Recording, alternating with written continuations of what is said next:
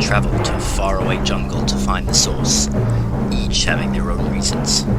Welcome to the Tomb of Annihilation.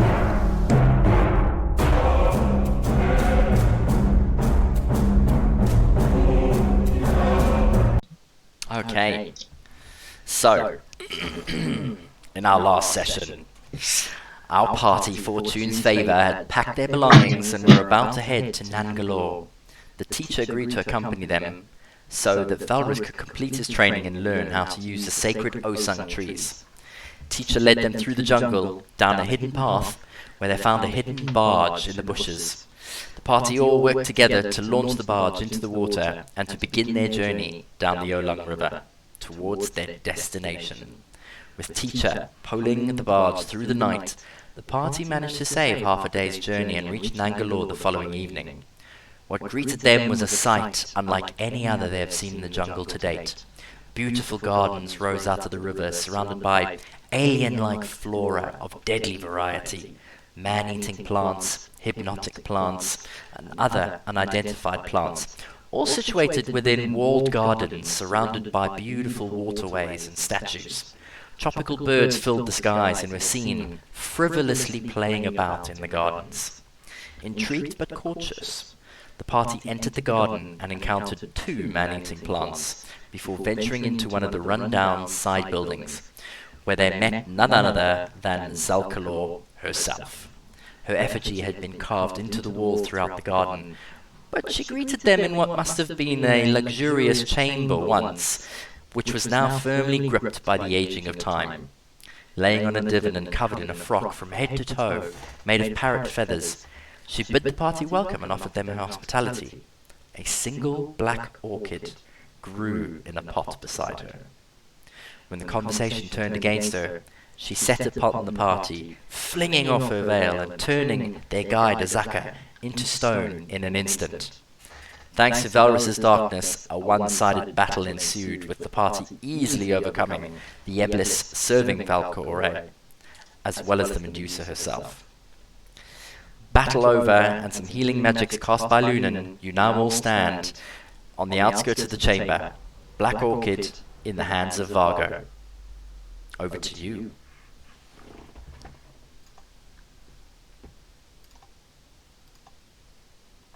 Alright, is that everything we need? Did we send a message for a friend?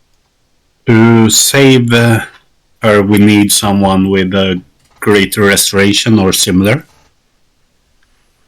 And we discussed last time that we cannot move her. Mm-hmm. Yeah.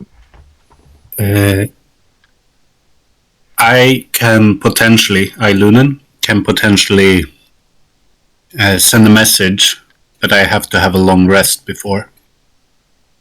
And see if we can ask the priestess to fly here and help us. If they have some kind of potion or something that can restore her, obviously. Yeah. This would mean sticking around for a long time. Yes. But if we choose that option, I suggest that we explore the rest of the ruins just to see what's going on here. Mm-hmm. Otherwise, we should get back on the boat as quick as possible so we can get the help we need. And see if we can figure out the way to heal her. But we also need to think of getting the blood as quick as possible to Port Neransanu.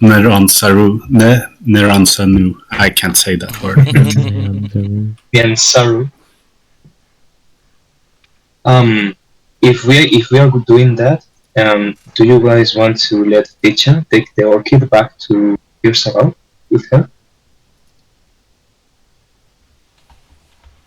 We have to be with her when she casts the spell, obviously, because we all have to fly. So we are not letting her take the Black Lotus back with her because we have to be with her regardless. Alright, I was thinking in the possibility of we losing the orchid But yeah, you're right. In any case, we cannot We let. could also, yeah, Go ahead. we could also leave her here for a foreseeable future, and then get back to her when we have figured out the solution.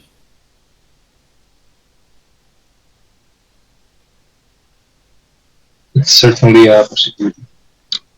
Not one I think she will agree with, but we don't even know if she can perceive time right now. I don't even know if she can hear you right now. Let's be honest.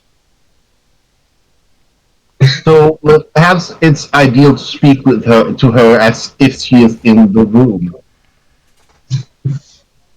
What if something happens to her while we are gone? Yeah, Maybe we can put her a little out of the way, up against the wall. I think it would be worth asking the teacher regardless. See if she can do anything. Oh, for sure. I would like to try that before covering her like furniture. Yeah. What do you imagine, just to throw a sheet over her and that will protect her?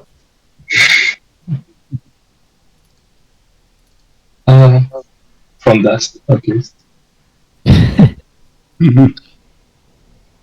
I will try to do my mental thingy with the queen. 1 second. So I try to form the mental connection with the queen, Maxaware. I cannot pronounce this name. Maxawanare. Waxanari. Waxanari. Yeah, Yes. that's better. Okay. So, you sit down and you go into a meditative trance almost, and you try and access the bond between the two of you. And as soon as you do, you feel like a tingling at the back of your head. Oh, Fargo, you've called. How goes it? How fares everything? Yeah, sorry about before. You happened to catch us in the middle of combat. Well, I You- start to wonder. You might be interested in knowing that we just fought what I think is or was your grandmother. Oh, that's interesting. And you've done what exactly with her? She attacked us. She turned into a Medusa, apparently. And she was guarding the black orchid we need from the ritual. The reason why I am talking to you now is to know if you can give us more detail about Chavis or Kakarai. Okay. Gakarai. Some more detail exactly on what would you like, my dear Valrus? My dear Vargo, my apologies. It's okay, happens constantly. His location, his nature, and any properties that you can tell us about it. About the chalice, Yes,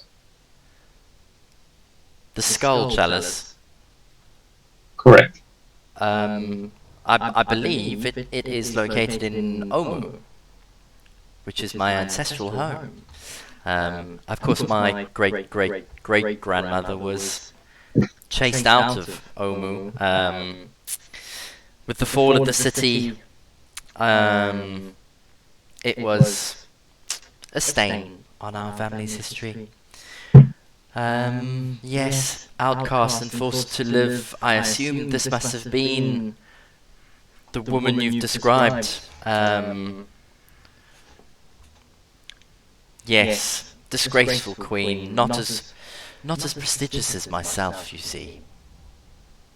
I'm one for the people. Yeah.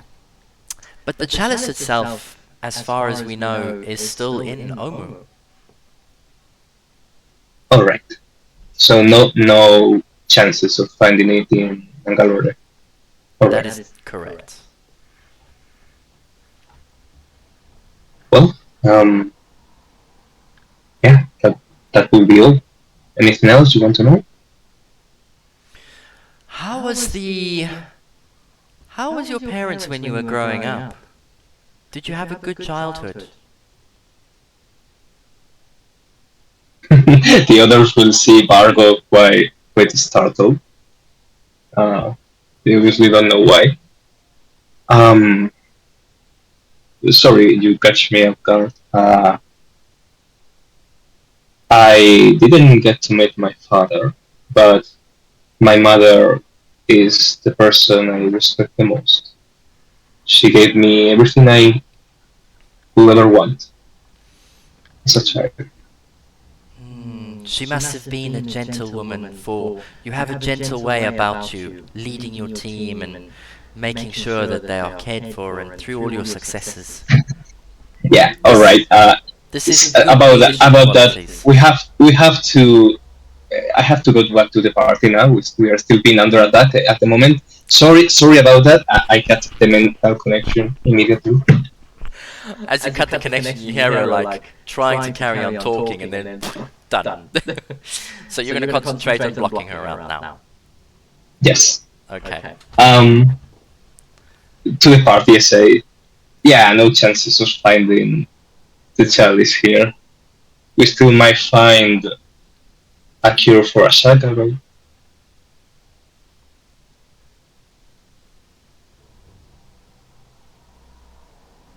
But did you ask them, are they sending us any help? Oh, yeah, that's right. Maxawale, again, I try to form the connection with her. Okay, and as you do, you open yourself up again. So, I mean, I was thinking, obviously with your leadership skills like that, you could probably lead an army. And make sure that I take my throne seamlessly. I will need a good, strong person that I can trust at my side. What do you think about my first point, Vargo?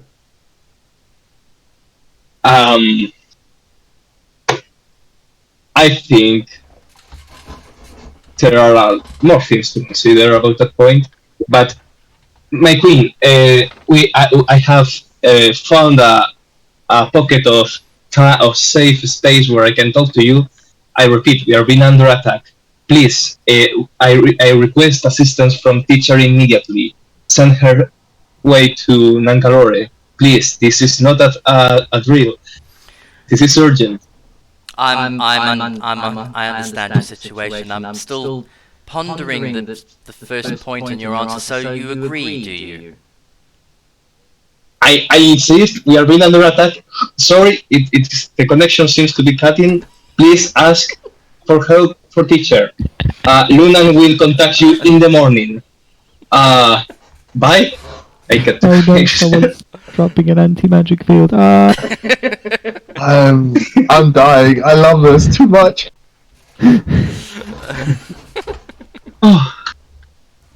Alright, and with that you concentrate on blocking the connection again. Alright, what next? Well, what happened? Yeah, that was uncomfortable to watch, wasn't it? Seen worse. It's a cold dancing around like that. Right, guys. I think that by the time we go back to Kir Sabal, we need to establish a leader for our group, and I don't want to be this. I don't want this confusion to happen again. No, Well, I don't see any other children or human male in the group. So right now you don't have a choice. but why? No. Oh, I'm sorry. Please don't get dusted started on a rant about why humans do this. uh, all right. So yeah, hopefully teacher will be uh, on her way. If that's not the case, Lunan, I count with that new ability of yours um, to do that in the morning. Is that okay? Yeah, it works.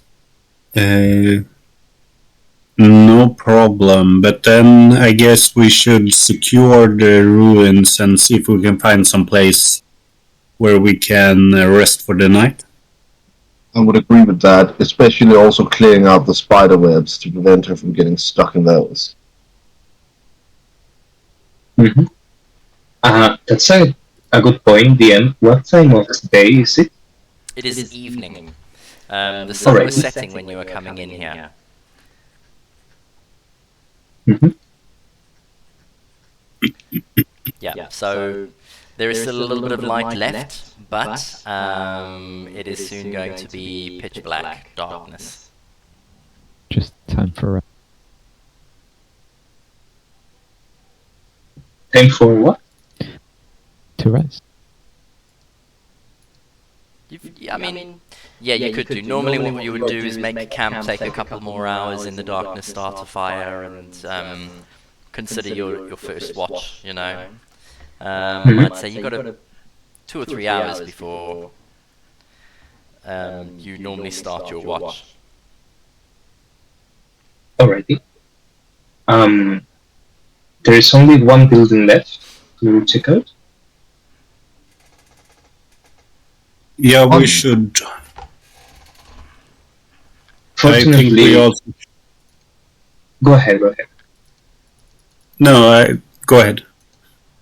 I was going to say that fortunately this place seems well defendable, the one we are currently at. Mm-hmm. Yes. And I think these 20-foot walls all around is also very good in case of dinosaurs. Mm-hmm. But let's check that there isn't anything here at the moment. Ooh, yeah, that's a good point. For now, Barkov will use 10 minutes to cast Detect Magic ritually. Mm-hmm. Okay. What's everyone else doing in the 10 minutes? Is there any sort of loose furniture in here? I can see on the map there's supposed to be boxes around. I'm basically just asking if they're actually there. Yes. So this room is littered with old broken furniture, boxes, tattered, as if someone has been living in here but just not really tidying up. Yeah. And we can see out of this door, right? Because it was swung open when the Eblisses attacked. Correct. Yeah. Well, then I propose that we at least sort of like bar this door. I know that it's dumb to cut off a sort of like, but we will be hard pressed if they come in both doors while we sleep. Was there a possibility to bar both doors so they don't get in without making a lot of noise? I mean, looking around at all the furniture, I don't know. Do you think there's enough material here for that? No, I meant, do the door have any locking mechanism by themselves? So, looking at the doors, they appear as if they could be locked from within. However, you don't see any key to the lock lying anywhere. And it appears to have been rusted as well, by just looking at it normally. you know, you could pile up bits of furniture in front of both doors, so if anything were to come in, it would make a lot of noise. Oh, that should probably work as an idea. Do you think? But it's yeah. I was just more concerned with there having at least one door barred. So after we'll begin collecting broken furniture, sort of try to make what do you call it? Like a A barricade. jenga, a sort of jenga almost. It Okay. falls down, you can hear it. Like Tetris. Well, something like that. Yeah. So I also So it's probably not the soundest barricade, but you want me to roll for that or anything? No. So you begin to grab loads of boxes and just start stacking them up on top of each other in front of both of the doors. So you are going to barricade yourselves in this chamber for the entire night. Is that correct? I was Not well. what we wanted to check the area. We're Yeah. just waiting for the Yeah, 10 minutes.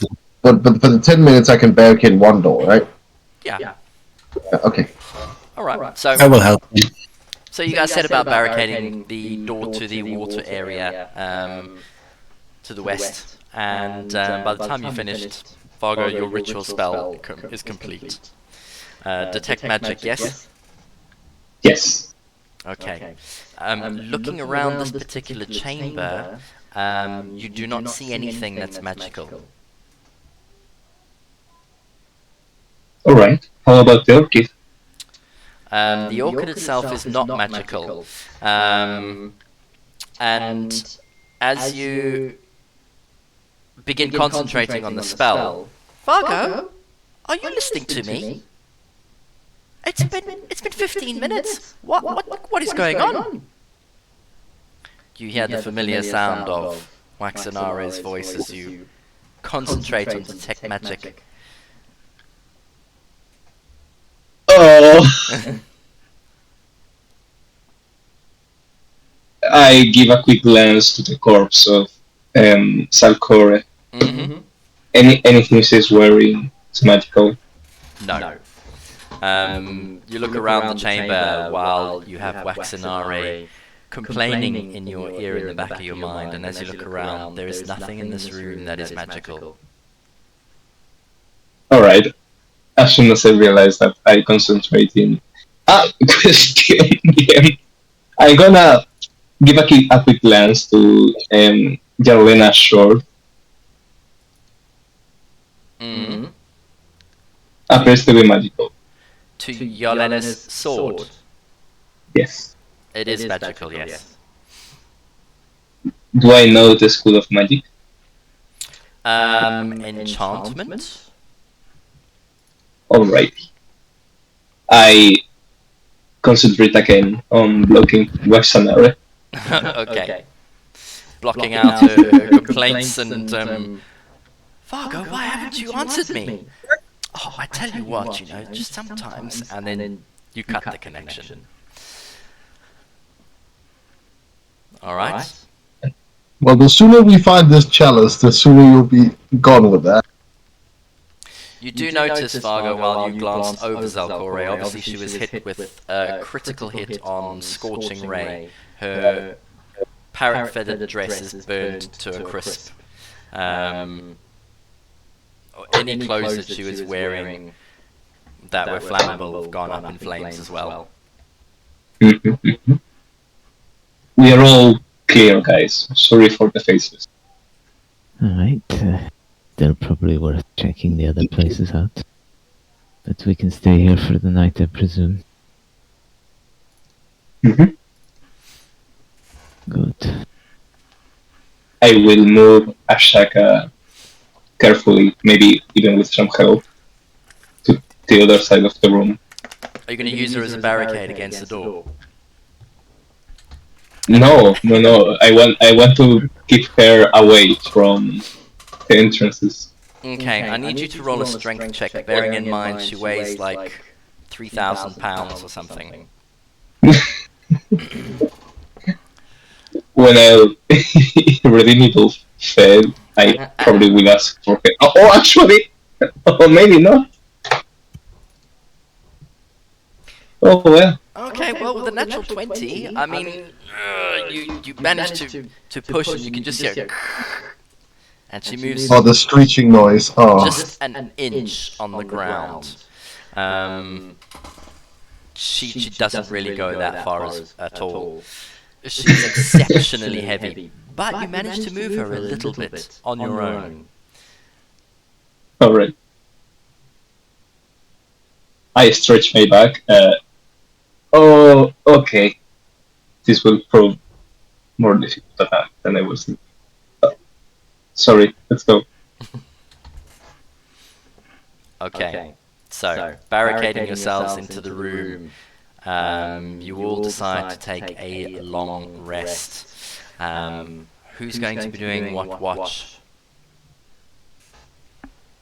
If any watch. I could do the first one because I only need to sleep for 4 hours, so I can do a 4-hour watch and then sleep for 4 hours. And then I do the second one. Okay. So, Lunan, you're going to rest for the first 4 hours? Yeah, and reset my spells. Okay. So that's technically 8.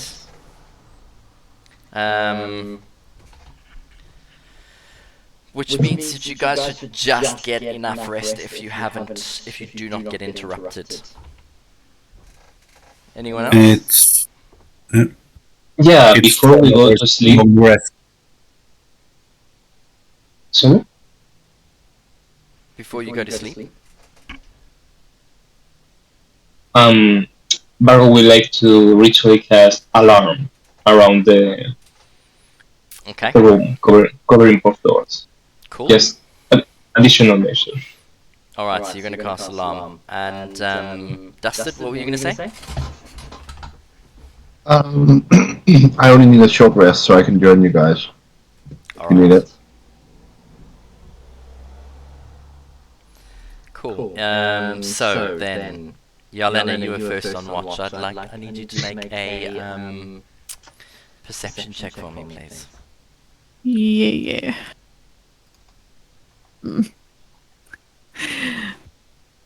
All right. Your watch passes, and it is peaceful. You don't hear anything at all. No commotion. You don't even hear the soft snoring of Vargo as he's resting. Very nice. She just stares off into space and at Azaka's statue. And as you're contemplating the fine stonework on Azaka's statue, Lunan finishes his meditation trance and comes to change places with you. Lunan, I need you to roll a perception check for me, please.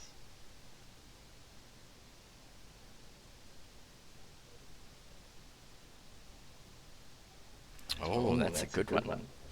Right. Taking your shift, then. From within, Lunan, about 3 hours into your watch, you can swear that you hear movement, very softly, and then in the distance, almost a scream.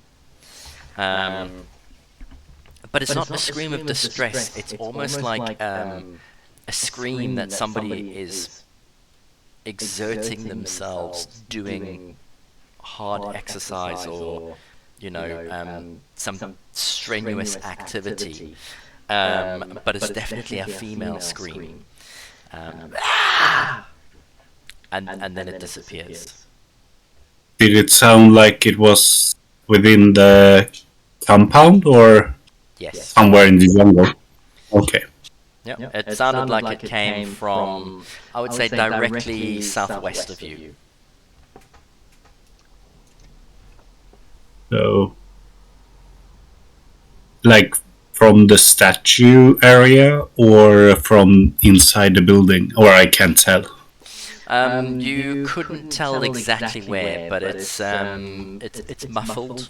and it definitely sounds like it could have been loud had you been next to it quite close.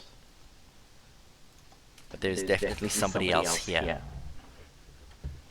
I will stay inside and keep an ear open in case something comes closer. Okay. Your final hour of your watch passes. You don't hear anything else.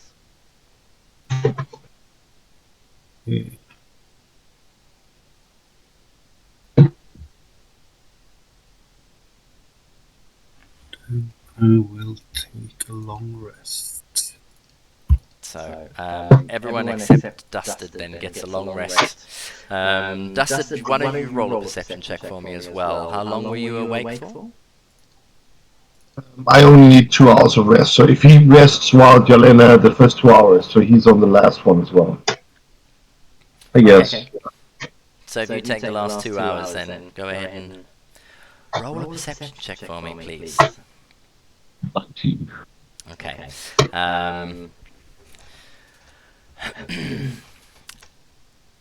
About as soon as Lunan finishes and you wake up, or at least you come over to sit with them by the door, and slowly but surely everyone else is coming towards the end of the rest, you can almost hear, muffled through the distance, what sounds like boots moving along on concrete. Maybe 15 or 20 feet away past the door.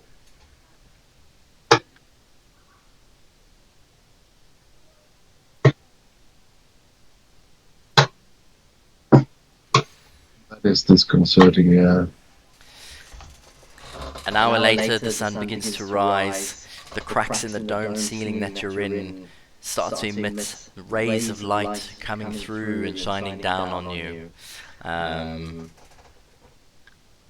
Valrus and Vargo, you slowly begin to rouse as the chamber inside lightens with the sunlight that comes through. Yelena, you too, you finish your meditative rest.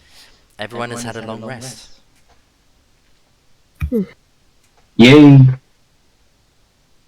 Alright. So you guys see Vargo put on his armor and do his morning training.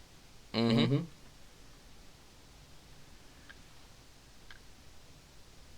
Ready? Are we ready? I say, looking at Luna. Very soon. You see him sitting there, thinking a bit.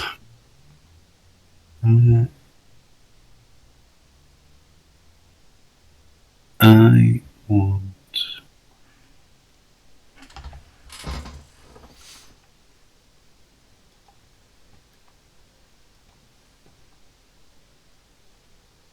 So, now I'm good. Yes. So, I have the ability to send messages, but they will not be very long. Okay. So I will... Wait. How do I share? I think I have to do it from here. What do you mean they're not gonna be very long? I can only give a short message and get the reply.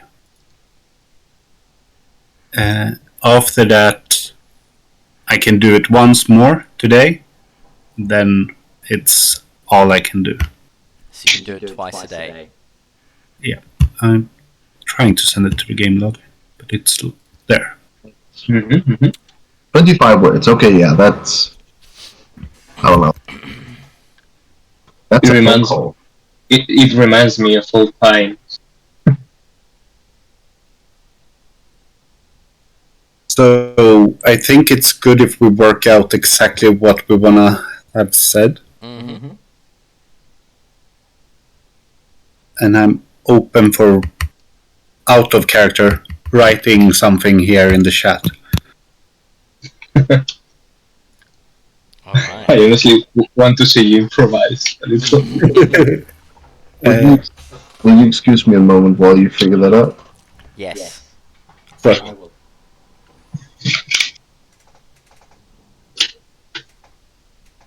Oh, that was in character, sorry. I thought this was still in character as well. yeah, and Stefan was in character as well. He's God. Yeah. Both of you. Oh my god, the Oh, present you may go, Mr. Kitty. Get eaten by a spider or something.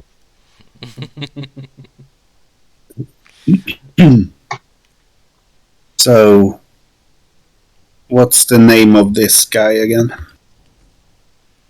Teacher? Yeah, Do you mean the lady? Yeah.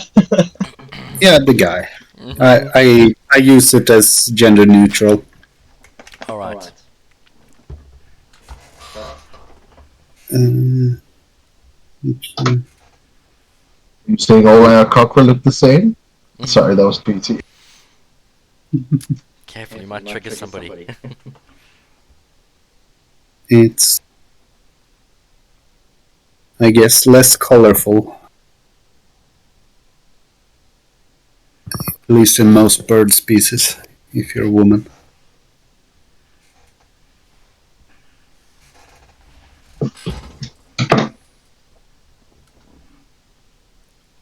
In the meantime, Mm. Jarlena, Yes. about what I said yesterday about defining a leader for a group. What are your thoughts on that?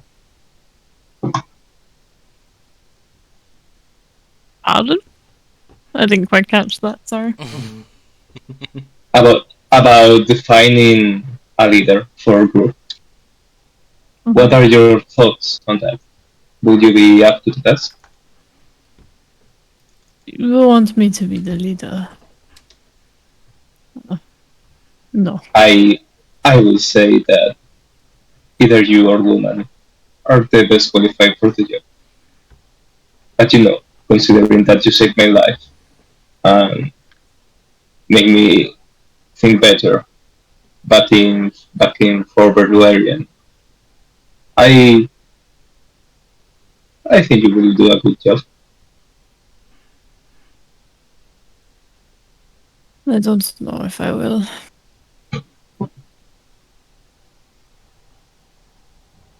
I feel Lulun is a lot older and a lot wiser. But maybe I'm.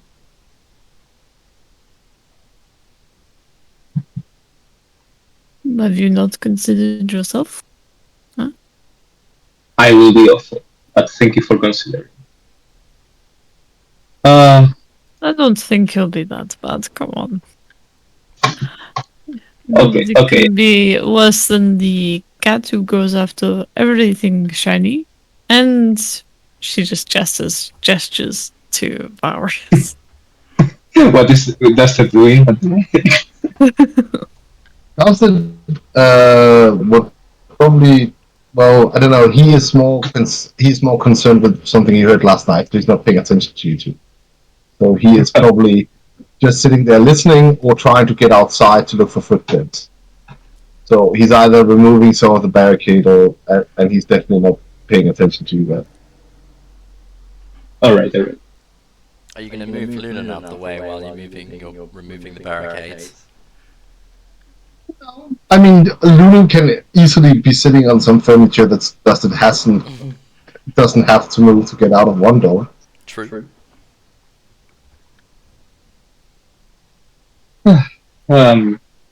Just wanted to let you know that if you're up for the best, I will support you. I honestly think that you will do the best job for this. Let's see. Well, thank you. And wouldn't you like to see what face Barris does if you become the leader? Yeah, don't worry, I'm not interested.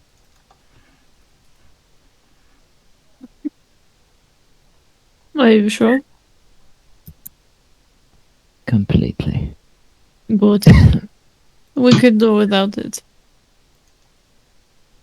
Keep that in mind. Time. Get in trouble. If we get in trouble, it's not going to be my fault. It will certainly be one of you. Words of a true leader.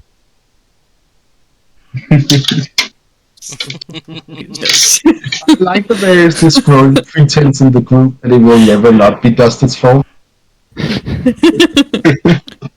Lunan just sitting there focusing on the message, haven't heard a thing of what they have been saying. I have something I think we could send that would get the message across, but I will run it by you before we send it. Which is, we have the orchid, had to fight the Medusa, Asaka was petrified. Are you able to come here and help on petrifying her? Be careful not to say a word more, or they will charge you more money. I think this is less. Seems good to me. Do you need to have an image of teacher in mind to prepare or anything? I know her, so I can send it. Alrighty. And she will know it comes from us, or me specifically. True. So I will send this. Okay, so have you pushed that into the chat, have you? Yeah, it might take some time for it to upload. My internet is a bit slow. I can read it. Alright, so you sit down and you concentrate and you use your action to complete the sending. 25 words or less going into the mind directly of the teacher.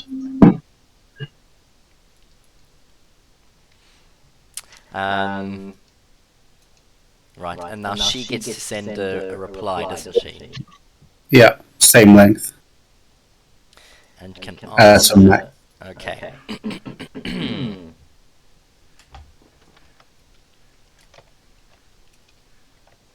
I have never read the last part of message of sending.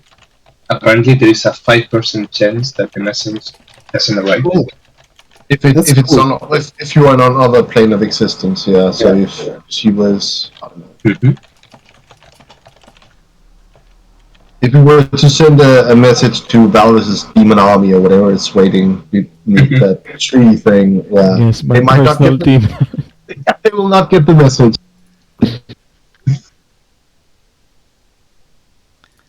You just get you know, this The number you have called is not in service. Yeah, exactly. Do. Just old phone line, you know, the continuous tone. Oh yeah. Oh god.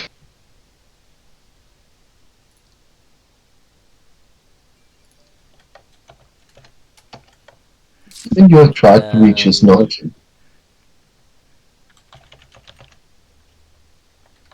Again? Alright. Your answer is going to be exactly 25 words. Ooh. Oh, I have to write chat, don't I? Comma. No. For chatting, you just write it as is and send enter. I've done it 3 times, it didn't come up. It has been weird for me as well before. You can always use Discord or read it. I will put it into Discord.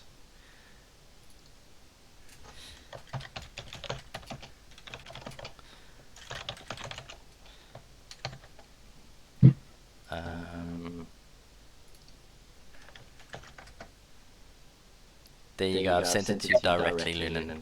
That's what you hear in your voice. In your head, sorry. Okay.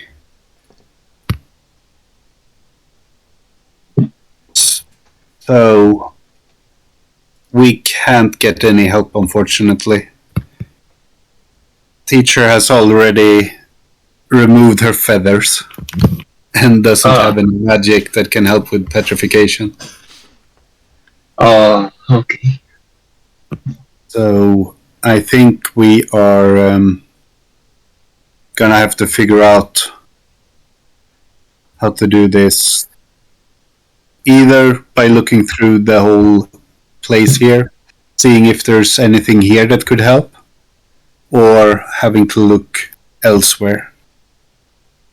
Yeah, let's check the place. We owe her at least that. Maybe there might be something in the capital port. If we don't find anything, we will for sure come back in the future. What's her name? The woman who sent us out here. She might have something. Sindra Sylvain. Yeah. I think wizards, we are not so good on killing and restore people, but she might know someone. Don't remember, September is there. Would it be ideal to ask Father September first? Yeah, that's a good idea.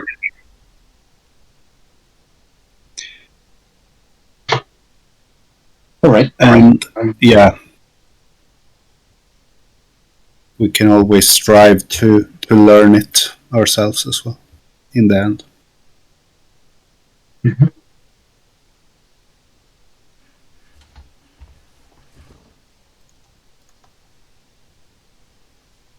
Okay, so should we go out? Before we just spill out there, I could have sworn I heard footprints outside yesterday. Oh yeah, that reminds me. I also heard some weird muffled scream in the inside of the area. So there's something else here for sure. I hope it's not another snake lady. How long ago was that? Maybe 1 hour, 2 hours? 3 hours to 3 hours. Oh, all right. Yeah, we have to check this place. We cannot leave Asaka in a dangerous location. I just want to be sure, going outside and having a look, how many we are suspecting. Like, if everything is trampled outside, we can expect an army anywhere here. So, just having a look around to see if we can find out how many was actually out there first, before we trample every evidence of it or every trace of it. Yeah, Arky can do that. Just let me take it out, and I summon Arky or whatever realm he is currently at. Okay. Summoning Arky, your little familiar appears out of thin air right next to you. Tweet, tweet. I will have him give a quick fly around.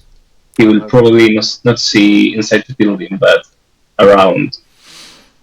It should be around where exactly? The center building. Okay. How is he going to exit this chamber? We will open door for him to go out. We'll have to barricade it. If there are cracks big enough in the ceiling, he will go for one of those. Yeah, there's a couple of cracks in the ceiling he could probably slip through. Dustin has been unbarricading the door where his character's standing at the moment. Yeah. So he would also be able to exit through that door, yeah. So you could either open the door and let him out, or you could try and get him to go through one of the cracks through the ceiling above. Let's do the second one. Okay. And then which way is he going to head? I will use an action to see through his eyes, Okay. and he's. You cannot see my ruler. I don't think so. No. No, I can't. Is he just going to fly straight that way? Yeah, he's basically going to cut around. Probably, yeah. Well, I'll tell you what. There you go. Probably in that direction. Why don't I just add him? There you go, and then you can actually move his token and show me where he moves. Yeah, much easier.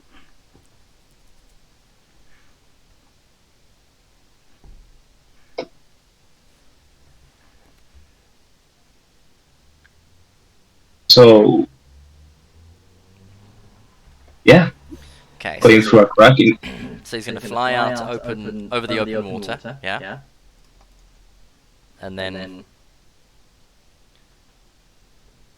past the statue.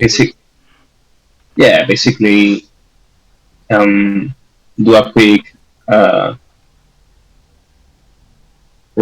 around the central building. So just around this area, and then after this area, where to? That will depend on what he sees. I have control of him at the moment. Okay, so then roll a perception check for me, if you would. For Arky. Not for yourself. He has advantage on this, but I don't know his modifier. He is an owl, so I believe I've put it in. An owl's wisdom is 16, or he gets +3. No, but he has proficiency. Let me check. In perception. If I put the things in correctly, then he's got a 15 passive perception. Oh, I've chosen. Which will translate to +5, yeah. Let's hold on. But then he gets +2 beyond that for the. No, you're right. He's +3. So he's Okay. +3, and he has advantage.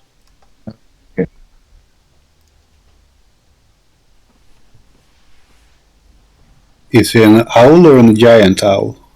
Owl. He's an Normal. owl. Ignore the 20. It is 12. 12, cool. Okay. Arky comes flapping out across the open water. Right, what he sees. Flying over this pool, the water looks unusually clear. As he flaps over, he can see a dozen or more large fish, turtles, and lizards swimming lazily through it in the cool morning air. There are water birds paddling on the surface, and the ripples from their paddles appear to be obscuring something at the bottom of the pool. Arky can't make it out exactly, but it's covered in small odd bits of oddly shaped stone. Scattered bits of stone rest upon that central dais in the middle that rises in the center of the pool. It looks like a sculpture once stood on top of it, and part of the sculpture lies in the pool to the west. A large stone face staring up out at the sky.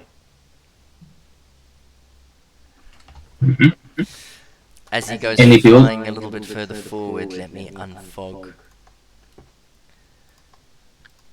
Oh, yeah, there we go, it's working.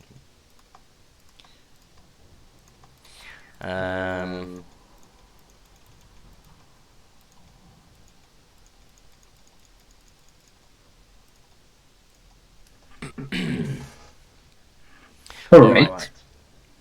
There appears to be another tower on the other side as well, where Arky is flying towards, with a small garden down around the side. Okay. At that point, I will make Arky come back. Okay. I think I don't even need it to fly. I just can make him disappear and appear next to him. So you're just going to make him disappear, you're not going to make him come back? Yes. Okay. I'm going to actually reveal this little bit in here as well. As he flies past, you can see that there is a massive... You can see the back of what looks like a big statue on the balcony. Mm-hmm.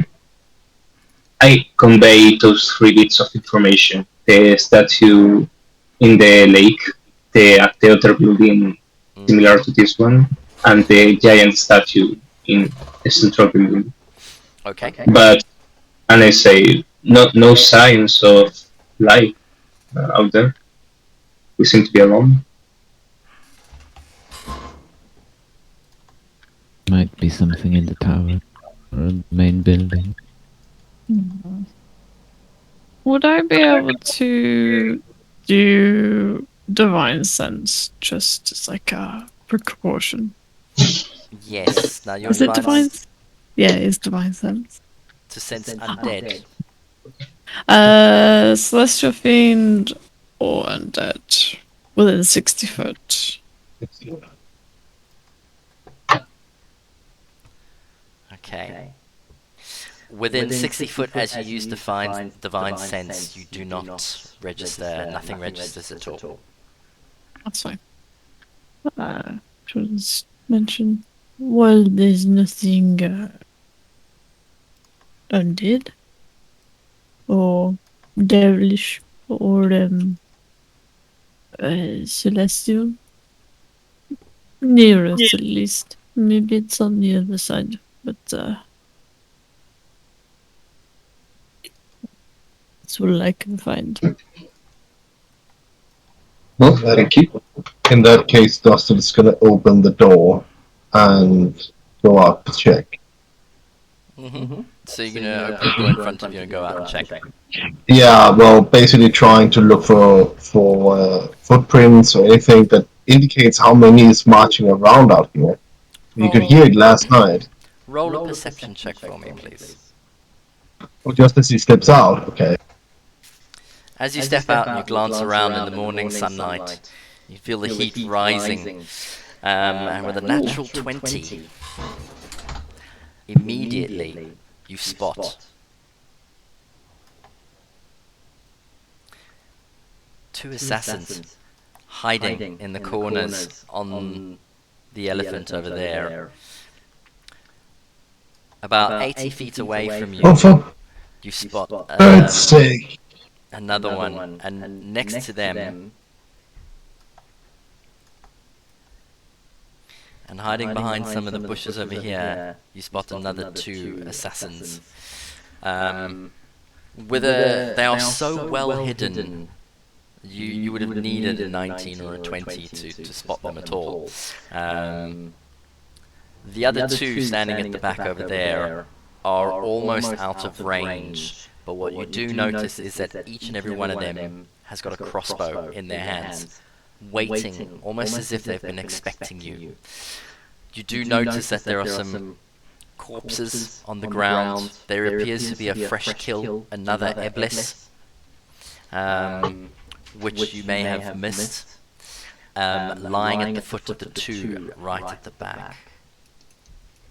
Over here. They appear to be lying in ambush waiting for you. Well, ladies and gentlemen, we appear to have guests of the assassin variety. Do you think they're from birth?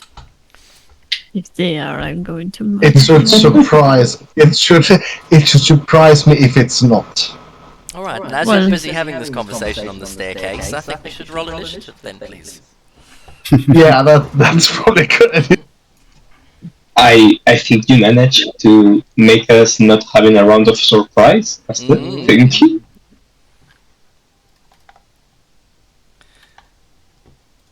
Hopefully they don't get it either. No. I heard that it was... I don't think we were going to have it. I heard it was bird supporters outside. All right. So, Yelena, so you're standing there, and Dustin turns around and is like, "Oh, looks like we have some company. Assassins are here for you, Yelena." And peering out from where you are, roll a perception check for me, Yelena.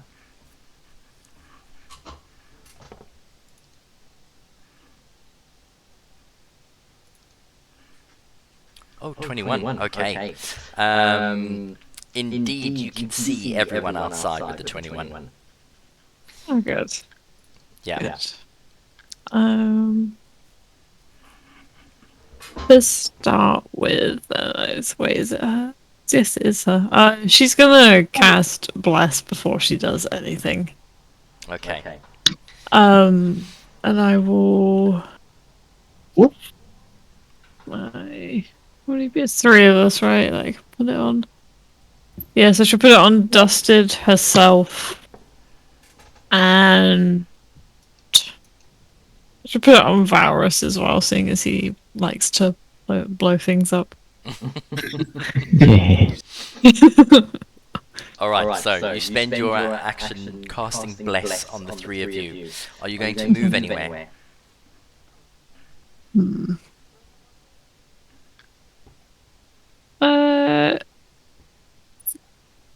Time being, no, she's going to just kind of move out of the line of sight of the door. And she'll get her crossbow ready. Okay. In which case that is your turn, yes? Yes. Alright. Next up then, at the top of the round is the assassins. And as they hear the conversation, they notice the four assassins that are hiding pop up and fire their crossbows. Vago, you are in the doorway at exactly 80 feet from the furthest one. The two on the elephant are going to go for you. The two flanking by the bushes are going to go for Dusted. Alright. So,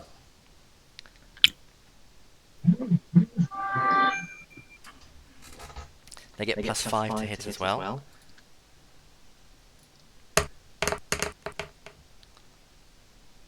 Ooh, so the first one is a 16. And the second one is a 24. The second one hits, doesn't it? Who are those attacks for? That's for you. Yeah, the second one hits. Alright, so that is a D8 for a light crossbow, and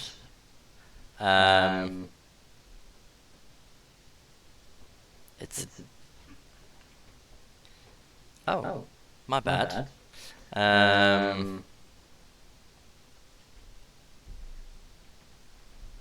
They actually all No, D6 is fine.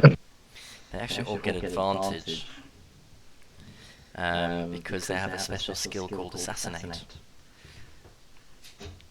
They go before me. Yes. Yeah. Whoops.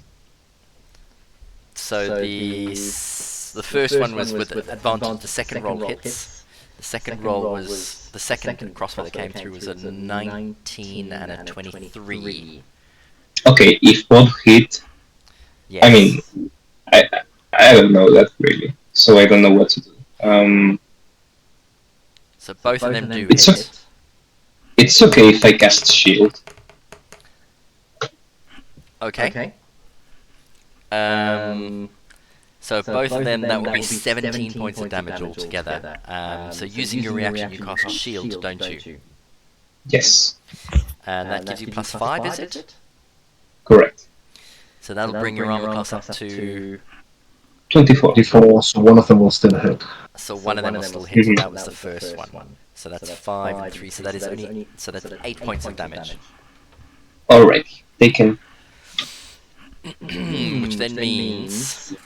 I'll roll on this one over here, so Dusted. The other one's going to roll for you.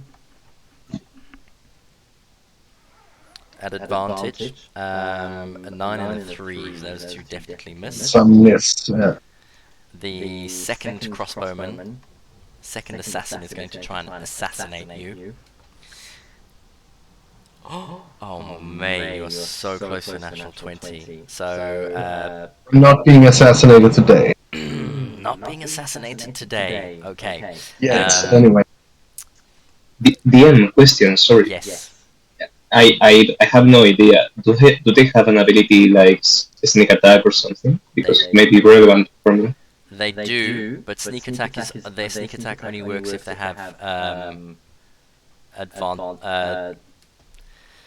once per turn they can deal it. If they have advantage on the attack roll, the attack must use a ranged weapon or a finesse. Sorry, so that's correct. You don't need advantage on the attack. Another enemy is within 5 feet. So yeah, that's a good point. The other crossbow bolt did sneak attack damage. Right. How much was it? I will tell you now. 7. Okay. Taken.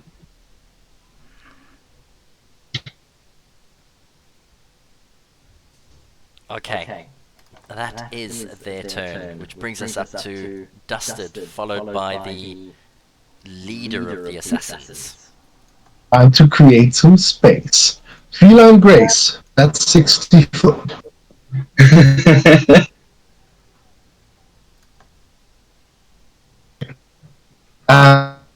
And I'll just count. 1, 2, 3, 4, 5, 6, 7, 8, 9 of them. Joy? Hello. Oh, Rapier in hand. alright, so using your cat-like ability, you go running up, rapier in hand, and you manage to maneuver yourself right in front of the spellcaster and the leader. You still get an action? Or have we lost you? That's it. You may be muted.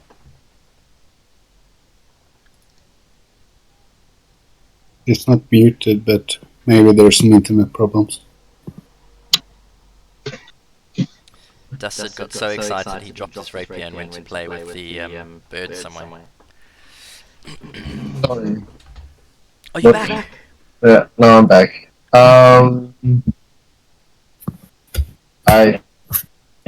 I had a little DC there. So what were you saying when I reached it here? Yeah. Yeah, so you make it there. I reached this tile and then I didn't hear what you were saying. So in front of you, you are greeted by a spellcaster and what looks like the leader of the group. Over to you. You still get an action, don't you?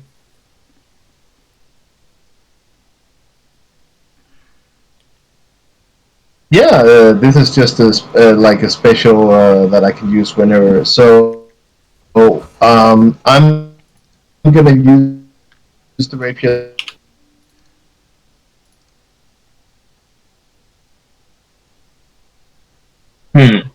You're disappearing again, Dusted.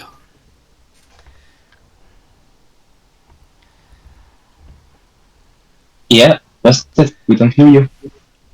Maybe just stick it in the chat.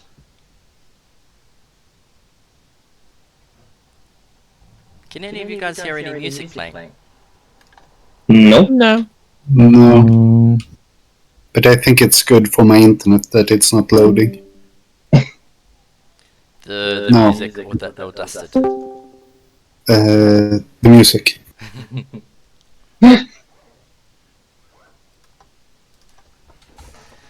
Alright.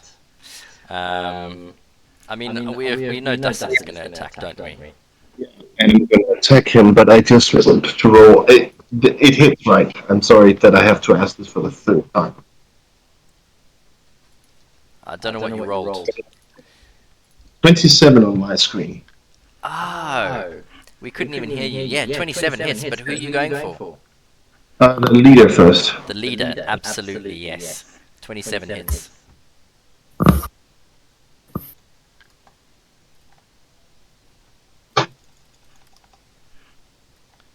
Yeah, 9 damage. 9 damage. And he's marked. And he's marked. And then for my second attack, I'm going to attack the spellcaster.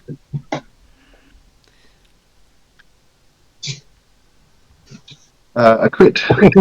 Nice. Nice. So they kindly take 18 damage. And that is with the crit. That's the crit included, yeah. You get... Oh, it's rolled 2d8. Okay. Yeah, so the first one is an 8, and then the rest of it is, yeah. 18. Yeah. Okay. And marked as well. And marked as well. Okay, with that one swing, 18 points, the spellcaster is bloodied. And That's marked. my turn. Okay. Running into the heat of combat, 2 strikes. Nice work. Okay. Next up is the guild assassin leader, followed by Valrus and then Lunan. And Dustin, you have already gone this combat, and he did have a short bow in hand.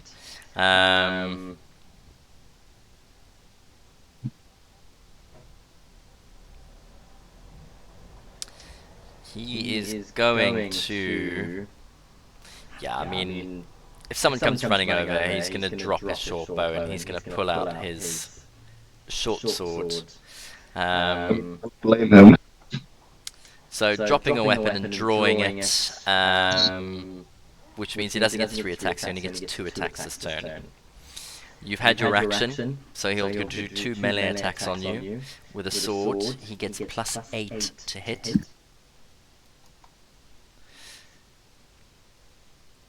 A 12 and a 5, so the highest he hits is a 20. Which both miss. Yeah, I have 22 AC. And both of them miss. Okay. Oh, I forgot about that. Right, he's going to take 1 step forward over there then. That brings us up to Valrus.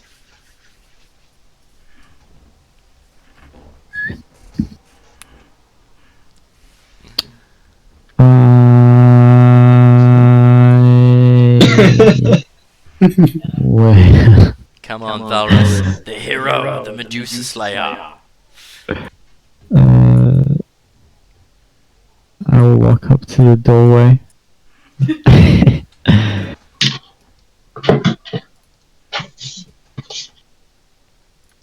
Alright, I can reach.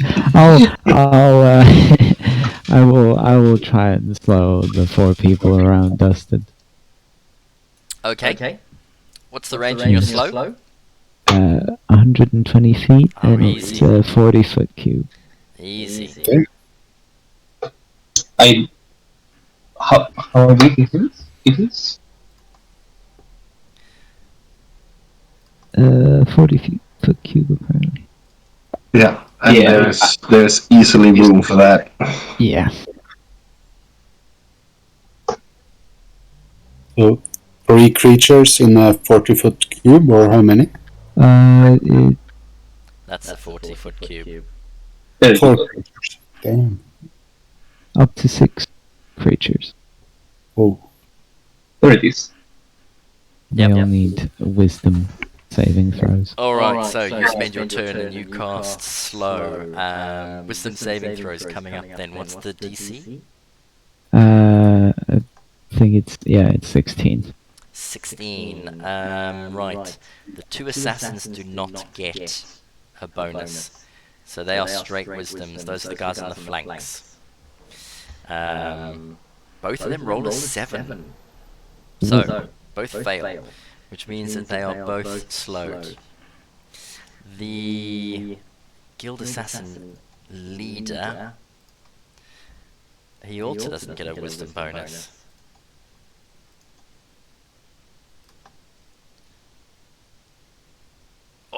gets an 11. Bugger. The spellcaster. She gets a +2. Go on, girly. Oh, it bobbled on the 18. No chance. Darn. Nice one. Oh. Okay. All of them are slowed as you cast your spell. Is that a concentration?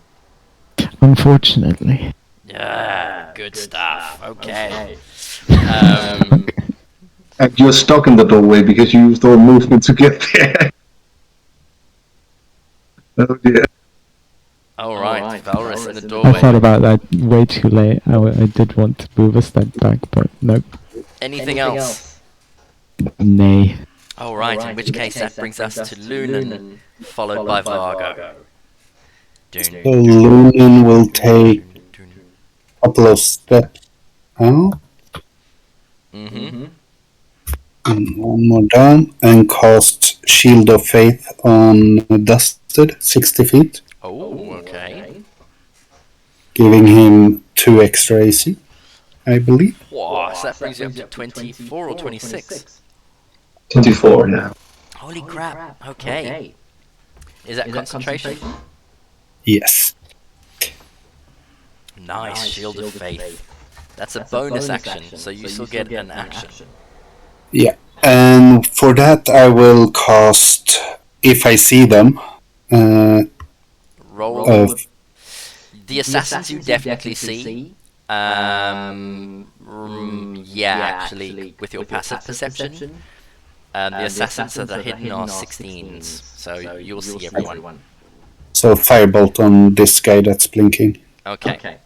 Because the guild leader's broken out of cover, and the arcane spellcaster has got a terrible hide. Do I see that they are special? What do you mean by special? As in Slow. load and stuff like that? No, I will just shoot on this guy that I was blinking at. Okay. Let's see where I have the... There we go. So that's a 22 to hit. Oh, that definitely hits. And 7 damage, fire. And I followed that up by walking back to where I was standing. Hiding behind the door. Okay, so you move out, cast, and then move back, yes? Yeah. Alright, which brings us up to Vargo. Alrighty. Vargo will move up 30 feet. And looking at the guys up on the statue, he will try cast Magic Missile at first level. Oh. At one of them. No, I don't matter which one. So roll a perception check for me, please. Sure. Just so we can see. Okay, so the hidden assassins you can't see behind the bushes, but you can see the leader easily and the spellcaster that Dusted is fighting. In fact, the two that shot you from the statue in the far range you can see as well. Mm-hmm. Alright, so I can see everybody except from the assassins. Except for the two flanked ones that are slowed, yes. Alrighty. Then yeah, I still going to do a magic missile to one of the ones in the statue. Okay. So that would be absolutely average, 9 damage. Should we say to the one with the blue ring on him? Yeah, for example. Alright. And that will be major. Okay. Right then. Next up is the spellcaster. So, Slowed. She takes a -2 penalty to AC and Dex saving throws. Can't use reactions, and on her turn she can either use an action or a bonus action. So basically, she just gets to do one thing. And if she casts a spell, remember to read that bit as well. There is a chance it doesn't cast. If the If it creature hasn't- attempts to cast a spell with casting time of one action, roll a d20 on an 11 or higher. The spell doesn't take effect until the creature's next turn, and the creature must use its action on that turn to complete the spell. And I think it actually has to use concentration to keep it going, but I'm not sure. I don't think so. I think whenever you hold a reaction with That a might spell, be, you yeah. have to use concentration at least. That Yeah, might be true. but she's not holding anything, she's moving at full speed. It just so Yeah. happens that's half the speed of everyone else. She is going to cast a spell, so let's first roll a d20 from the DM screen. So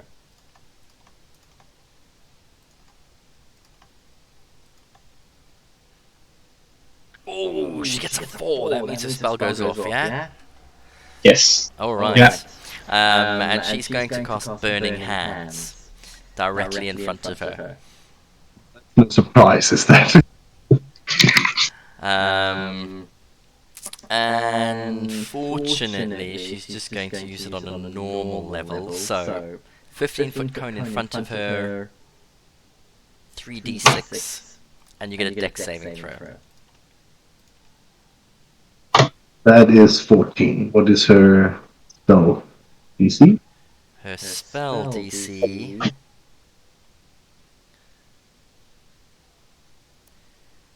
is 14. So you managed to... I you beat it, so I take half damage. Yeah, so you take half damage of... Oh, 10, so 5 points of damage. As you slowly see your hands sort of start lifting and sparks start to form on her fingertips. And fire guns blasting out in front of you towards you. You manage to cartwheel out of the way, no problem at all. And that brings her turn to an end, which brings us to the top of round 2. Yelena. Oh boy. She's gonna run. Yep, there, and she will shoot. The wizard lady, the spellcaster. Okay. And as you do, you can see her slowly moving. The Burning Hand spell ignites, and because the Burning Hand spell itself isn't slowed, it comes blasting out at Dusted, who manages to move out of the way, and just in the distance you can hear her go, "For Berta."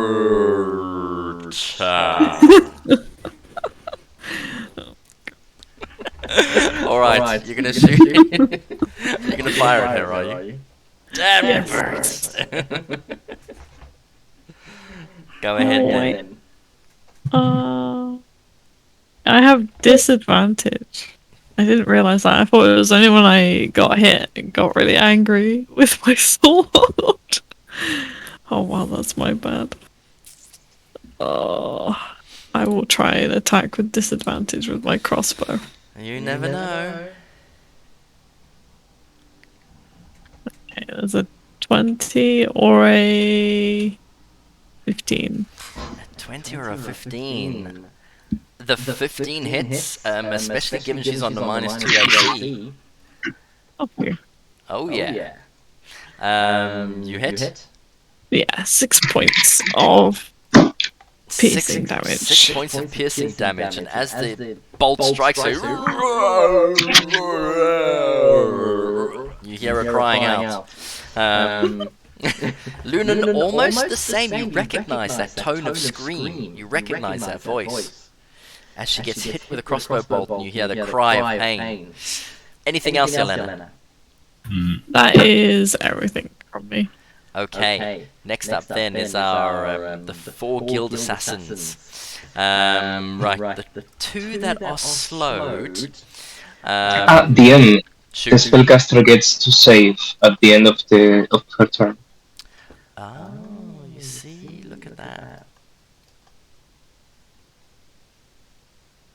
She got a 10. With her, Nah, with her plus 2, she still fails. She needs a 15, doesn't she, Valrus? 16. 16. Okay. Yeah. So, the assassins.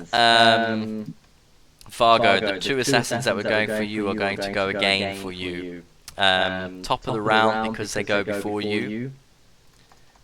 Each of them get a shot with advantage. A 3 and an 11, I think it was plus 5, so they still both miss.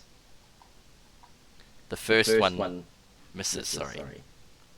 The second one.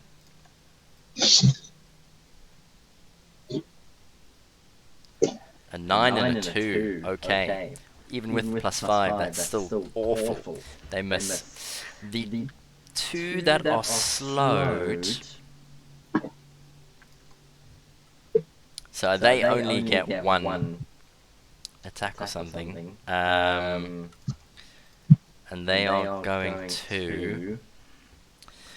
One is there and there. They went for Dusted previously, so they're not going to break cover Dusted. Unfortunately, they're going to go for you. Makes sense.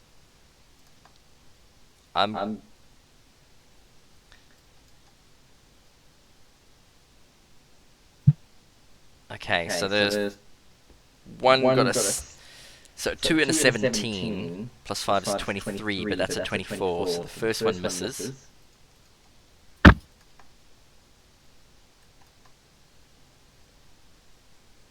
And the second one misses as well.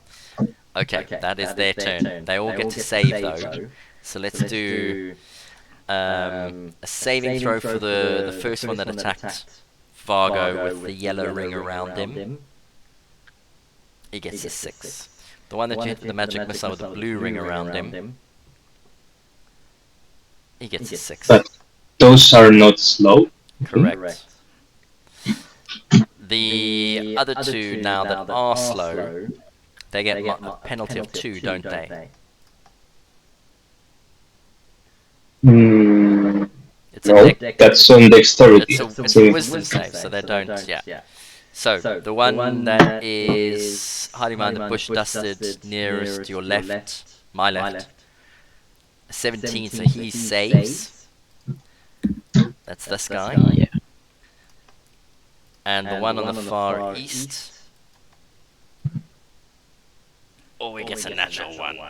Okay, so he's still slowed. That brings us next to Dusted Coal. Dust is first gonna take a swing at the bleeding, very heavily wounded spellcaster. Oh, okay. 21. 21 hits, that's for sure. 8 damage. 8 points of damage. Oh man, she is still standing. Albeit she is looking. You can see her head almost dropping, and she looks really like she's about on her last legs. Yeah, but that still won't stop me from doing this. Dustin's gonna sheath his rapier, and then he's gonna take the shove action to try to kick the leader down the stairs. Oh, okay. So you're gonna have to drop your rapier, to be fair. How? It's a reaction to see them. Well, not reaction, free action. The weapon, or is it too crowded here? Actually, I guess you could Kick it. It's interacts with objects. I mean, you don't even need to. If you're gonna shove him and kick him, you don't need to drop it at all. You can still hold on to it. You're not wrapping Yeah, it. but I'm not. You can only use. Oh well, yeah, I guess shove you can do just with the weapon. Yeah, I'm just gonna shove him. Try to shove him down the stairs. Okay. With athletics. Go ahead and roll athletics. That's not gonna work. But... Right, let me just double check on the leader. So he's. It's not a dex saving throw, is it? So it's a contested acrobatics. So he can choose acrobatic or athletics to contest it. Yeah. He gets plus 4 on his roll. Yeah, this isn't happening. No. All right. So you try and shove him, but it doesn't pay off. Yeah. And he is no longer marked, but the spellcaster is still marked. And that's the end of my turn. Okay. In which case, then that brings us up to the leader himself. He only gets one attack action. He is going to go for you with his short sword, and he gets +8.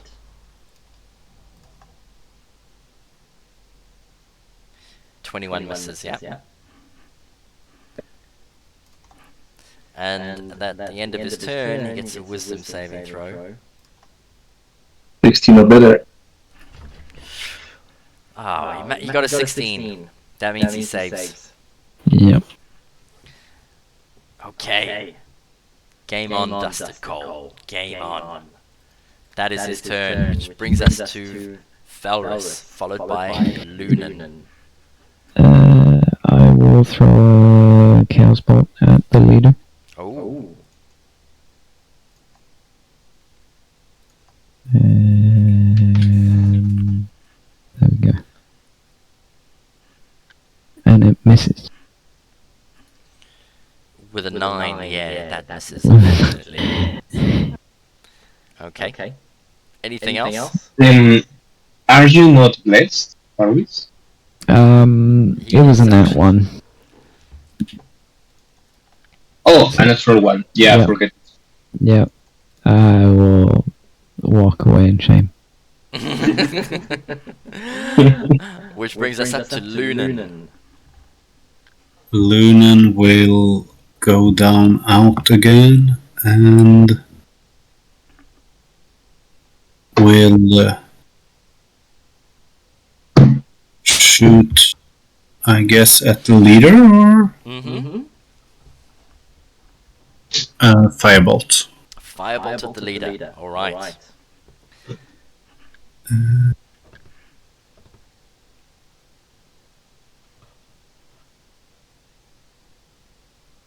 I'm just waiting for it to actually react. Try again. 19. 19 hits.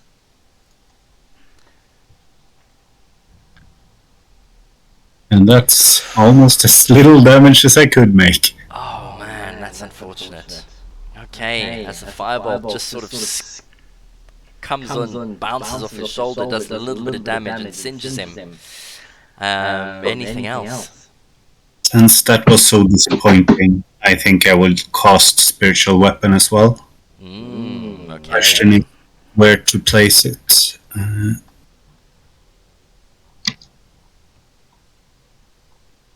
I think I want to place it by the two guys up on the elephant, if I see them. Yes, you do. In that case, I will place it over here. It's 60 feet. Yeah.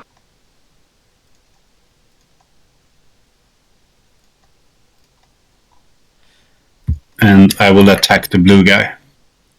For Okay. 17 to hit. 17 definitely hits.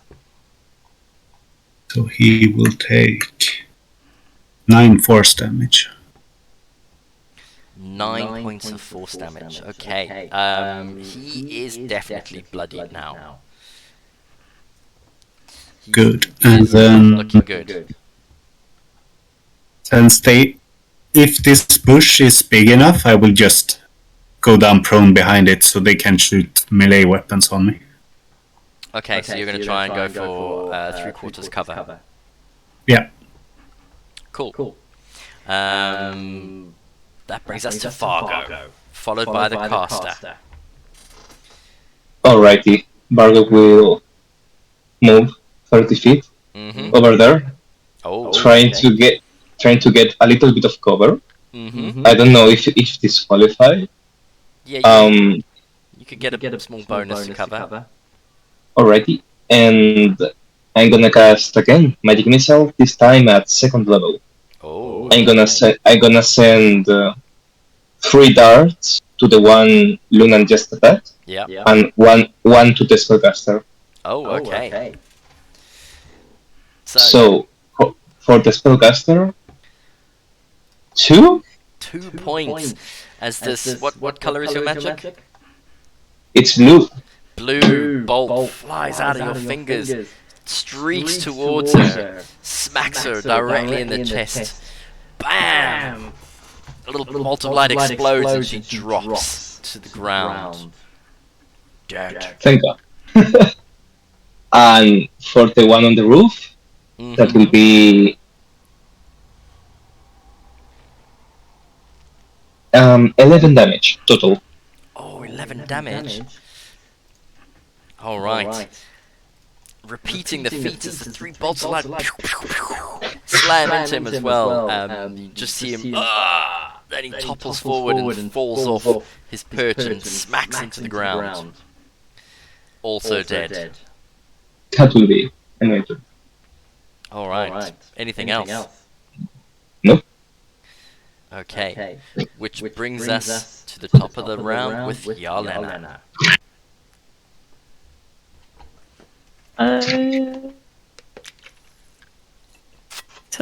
Rethink my strategy very quickly. Yeah, that's fine. She's gonna run 30 foot. Oops. Here, and then she will use her face steps to go the last few feet to come here. Surprise! I was wondering if this guy, which square this guy is in, is he in the one right next to her or the one? The one. Let's say the one next to her.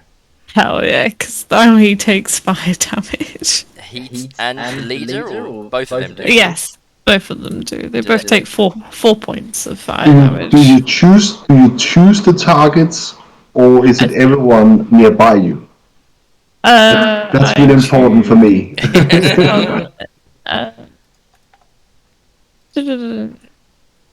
Each creature of your choice that you can see within 5 feet of you takes fire damage. There you go. Okay. Yeah.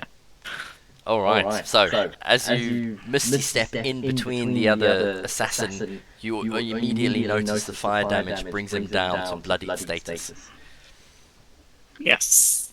And then she'll pull out her amazing sword that she loves a lot. So much. And she regrets ever using her crossbow. And she'll try and hit the leader. Oh, the leader. Alright. Go ahead and roll. I'm gonna roll my d4. I don't know if I get any flanking bonus from being with Dusted. Oh, my game log is being a pain. It's opposites, but you will need to roll your d4. Because as it stands, that's a miss with a 3. Yeah, my the dice at the bottom disappeared. You've got it. So, I see it. Oh no, it stopped. It's there we go. Phew. a great. 14 misses, I'm afraid. Nah, that's alright. As the sword just whiffs past the assassin leader, obviously being burned by fire, he's jumped back just a little bit and you miss. Anything else? That is everything. Alright. In fact, she's gonna put shield. No, because I think the base step was a bonus action. Never mind. I was gonna put shield of faith, but then base step. Okay. In which case, that brings us to the assassins themselves. Right. The assassin that's still perched on the roof, Fargo, is going to go for you. He's not slowed. He gets advantage on his roll. And he gets +5 to hit. Which means he gets a 20 and a 9. Question, DM. Do I get any cover from the place where I'm at? Yes, you get +2. Then those don't hit. Okay. Both the crossbow bolts whiz over you, past you, as you duck down behind the bush. Which brings us on to the next guild assassin. He is slowed, and he is going to... I guess he's going to have to use his... No, he's gonna keep it, and he's gonna shoot once. He's gonna go for Dusted again. Pop up out of cover and continue pelting the same one.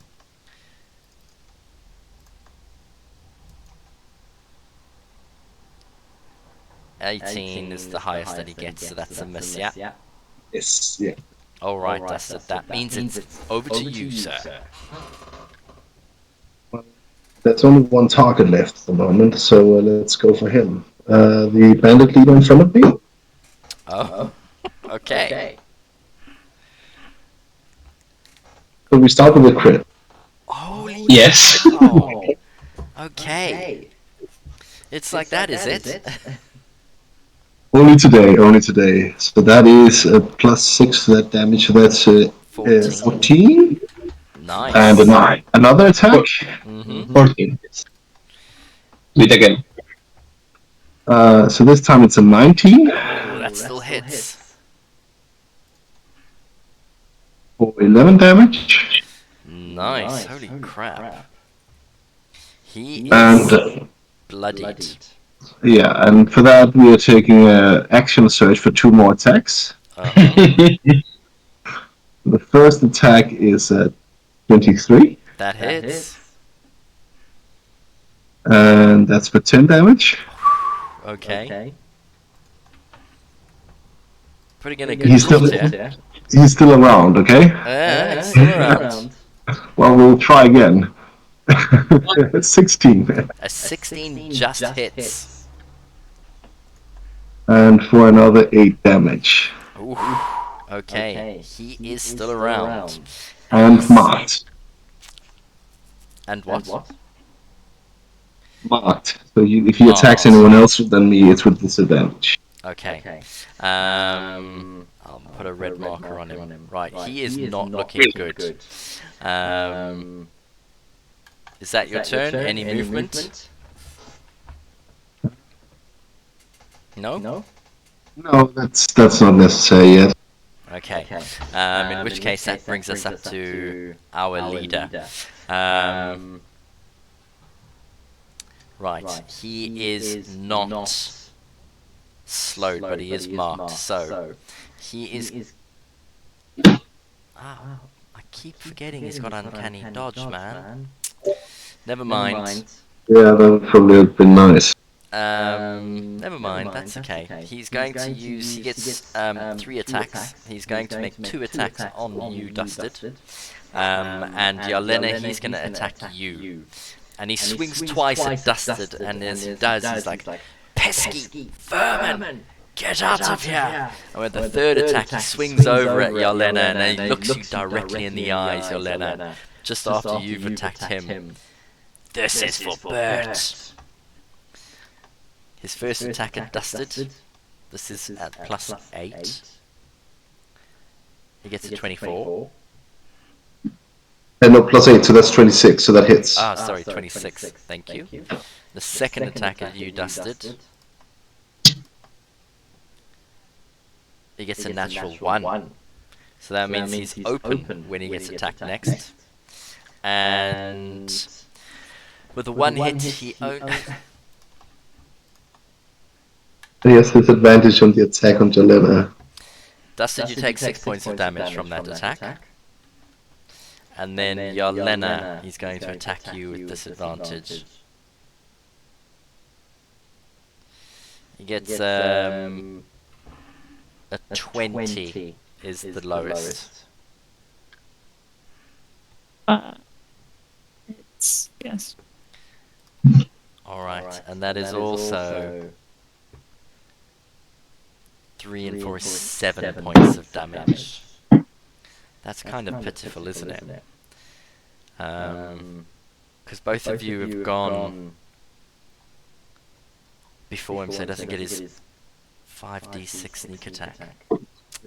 Yeah, we have a bless up that is at risk of, unfortunately. Alright, it is Valrus. Valrus, it is your turn. Oh. Well, he is open, so I would like to cast Chaos Bolt again at 2nd level this time.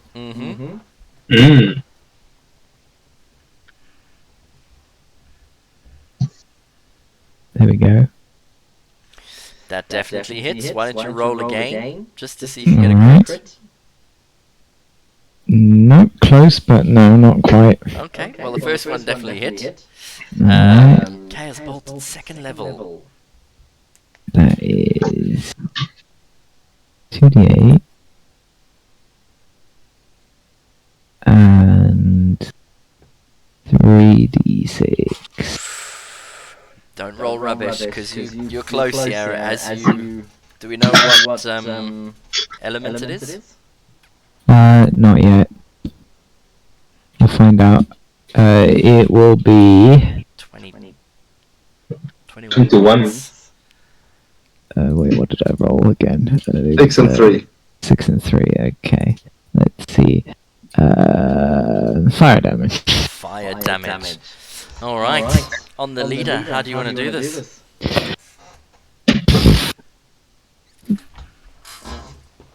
I'm gonna curveball it and send him right down the stairs where Dustin wanted to shove him. Okay. As you come down the staircase from your little hidey hole, you send a chaos bolt of fire lancing out towards him, and almost like a baseball pitcher, the flame curls around, smacks him dead on into the chest, and as he collapses, he bowls over, down onto the ground. Roll a d6 for me. Ooh. See. As he tumbles down the staircase. That's a 6. Okay. And as he does, you don't notice it from where you are, but Dusted and Yolena, you all of a sudden... Oh god. Oops. You've seen these sort of plants before, and as the body collapses down on the stairs, tendrils from these two plants that hadn't moved before all of a sudden flash out, wrap themselves around the body, and slowly start dragging it closer towards them.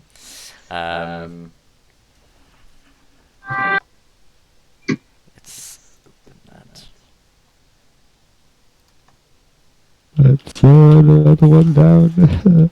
That's the one that can spit at people. That is, yes. It's very beautiful, though. Well, it wasn't beautiful. It wasn't beautiful. It wasn't beautiful last time it tried to kill you. Nope. Alright, that brings us to Lunan. Fargo, unless you're running back into your... behind the door? Staying where I am. Alright, then. Lunan. Lunan stands up and walks 15 feet up and uses his sword to attack this guy on the elephant. Yeah, sorry. Spiritual weapon, yeah. Yeah, but misses. Okay. It was 1. Mm-hmm. And I send a firebolt to the same guy. Okay.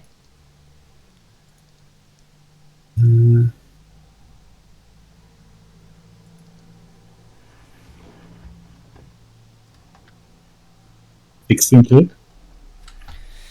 16 hits, definitely. Nice. And I continue my bad roll. Oh my god.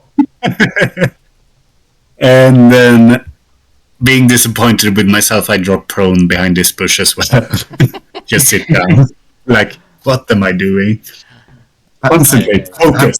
Have we swapped dice? Have we swapped dice since last time, Lunan? What happened? But that's always been my thing. Every other game, I roll like crap, and every other game, I roll like magic. Like Yolena. Yeah, exactly. Yeah. Right, so that brings us to Fargo to go before our break. I'm going to copy Lunan. Fire at that guy. Mm-hmm. I hope that hits. That definitely hits. For a little bit better than Lunan. 9 damage. Nice. 9 damage, okay. He's still standing, but he is bloodied. going prone is half of my movement, right? Yeah. No, it doesn't cost anything. It's half to stand up. Just yeah. Sorry. Ah, right. Yeah. Then what I'm gonna do is take cover here and go prone. Okay. Well, I mean, you don't need to go prone. You can just crouch down. Yeah. That Right. will be. So cool. All right. So let's take our break here. 25 past. We'll call it at 22 in 15 minutes. We'll come back. Top of the round is going to be Lena. Perfect. Alright. Awesome. All right, guys. So we'll see you back here in 15 minutes. All right then. So before the break, the party we were planning on leaving Nangalore with a black orchid and decided to rest for the night and see what was what. Maybe even explore a little bit more. Only to be ambushed first thing in the morning by some of these bird assassins. We pick up at the beginning of round 4 of combat. Yeah, we haven't had any for bird. Yeah, we had it. We did have 2 already. We had for Bird from the leader, and we had it for from the spellcaster. So yeah, we have had. Good. They were very slow coming out, remember? So, over to you, Yolanda, top of the round.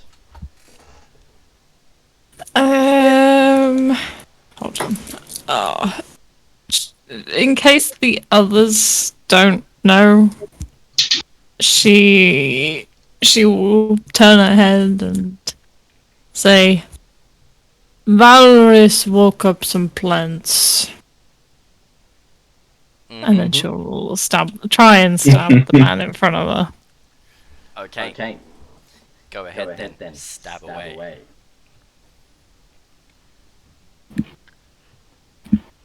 That definitely hits with the 24. And 11 damage. Oh, 11 points of damage. He is so nearly down. As you stab him with a sword, you look at the pain on his face. Anything else? She's just gonna shift up here, so she's still within 5 foot, but she wants to just be a little bit further away from plants. Okay. And that's it. That is it. Which brings us to the crossbow guys. As Vargo's ducked behind the pillar on the side of the staircase, the guy standing on top, he's got a spiritual hammer in front of him. Lunan's trying to get full cover. Yolanda can see you, and he can see dust clearly. But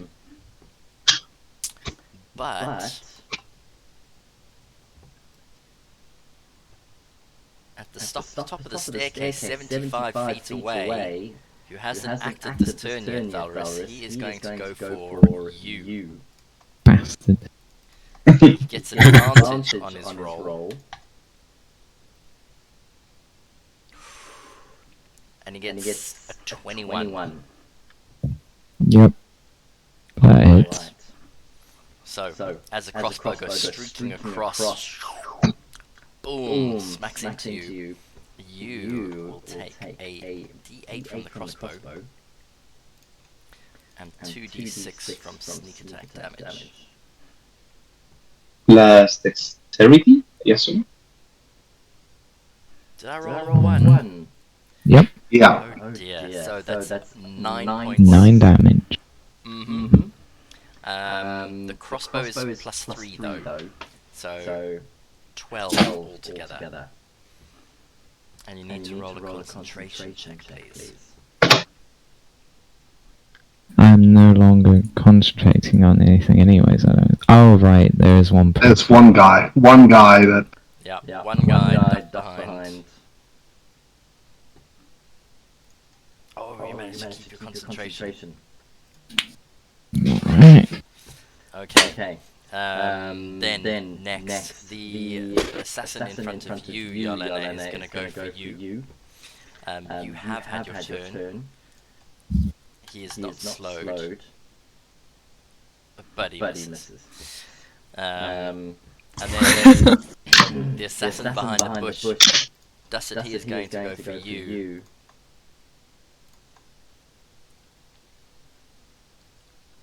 He misses as well.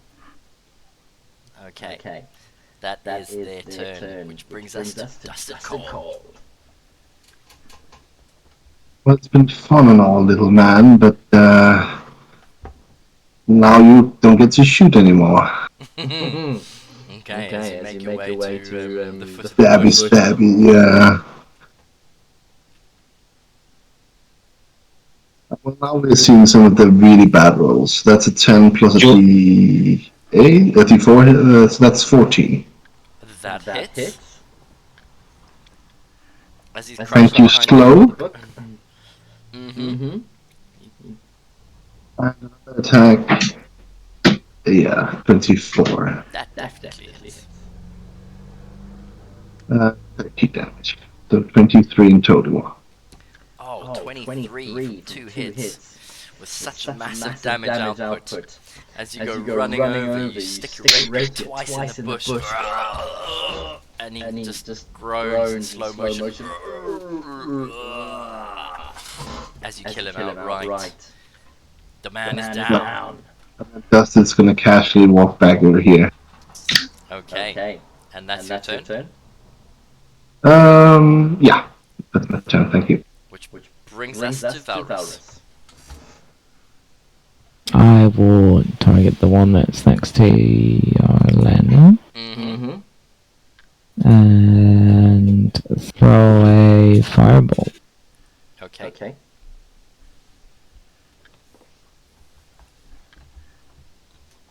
For 19. That definitely hits. Alright. Just make sure you don't roll 2 ones. No, not 2 ones, 18. Alright. Fireball goes flying through and hits him, and he literally explodes into a ball of flame as he stumbles backwards.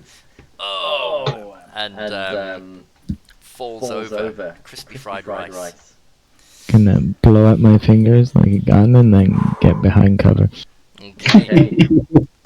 That brings us up to Lunan. Lunan sees how it's supposed to be done and stands up. Tries to replicate. He will shoot his fireball.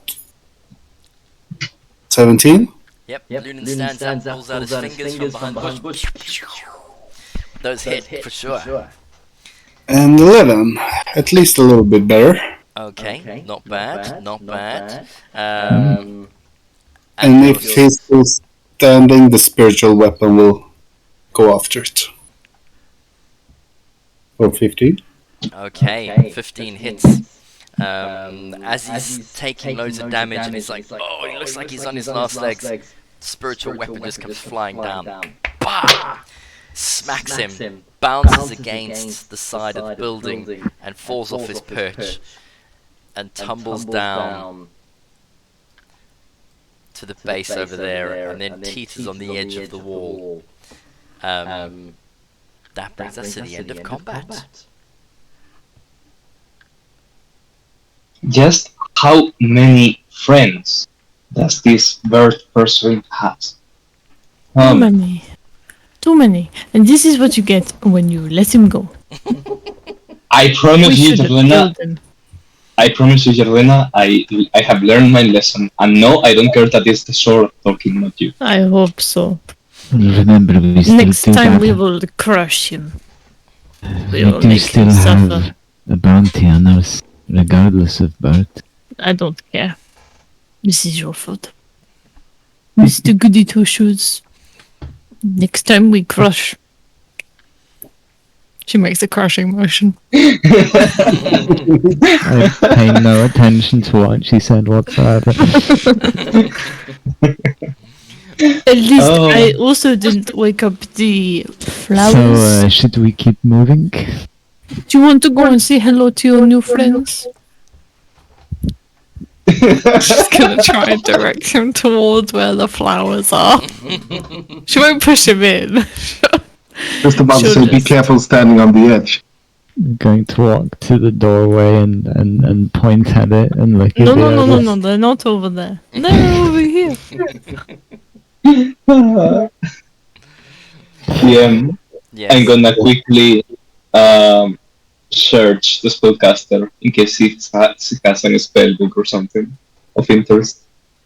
Okay, so searching the spellcaster, roll an investigation check for me, please. I will use guidance on myself for this one. Okay. That would be 1 second. I don't see the dice. 13. How strange. You do not uncover a spellbook, however, you do uncover a small pouch of coins, 20 copper pieces, and 2 gold pieces. Okay. I will take that myself. I'm not gonna bother writing it down on this. Okay. Valrus, as you get up to the door over there, ignoring Yarlena's pleas for coming to look in the garden, Yep. you notice the door is slightly ajar. He will peek in Alright. and shush Yarlena before I do. Don't shush me. Peeking into the door, you can see that this chamber opens up quite large while I scroll to the... There we go. So, this large chamber opens up. It looks like this was previously a ruined palace. Rising above you 25 feet is a domed structure with traces of gold-coloured plaster, still clinging to parts of the dome in a few places. Everywhere you see old, weathered bricks seem to have fallen through onto the ground. There's rubble all over the place. Larger-than-life elephant carvings grace the outsides of this building. And as you step in or look inside, you can see an 18-foot tall stone statue of a Chiltern warrior in splint mail armor. He's wearing a helmet festooned with Tyrannosaurus rex teeth, and he's bearing a shield of intricately patterned leopard hide. He towers over the chamber, looming above a wide octagonal cistern in the center of the chamber. The chamber echoes with the sound of rainwater dripping from the ceiling and into the gaping pit. As you look around, you can see that the face of the giant warrior statue is obliterated by deep gouges, but the rest of the statue remains intact. And clutching the statue's right hand is a stone spear. Resting on the floor beneath his feet is a clay urn.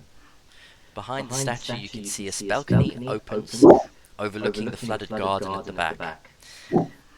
And standing to one side of the giant warrior is another statue. This one is much smaller. It looks exquisitely lifelike.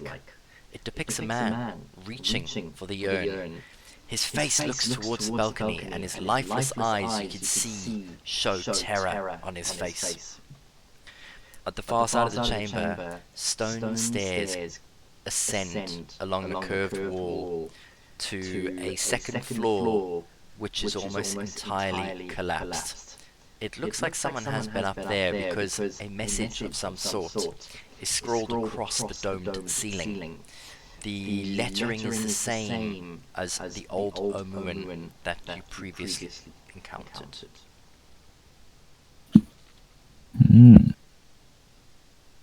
Okay.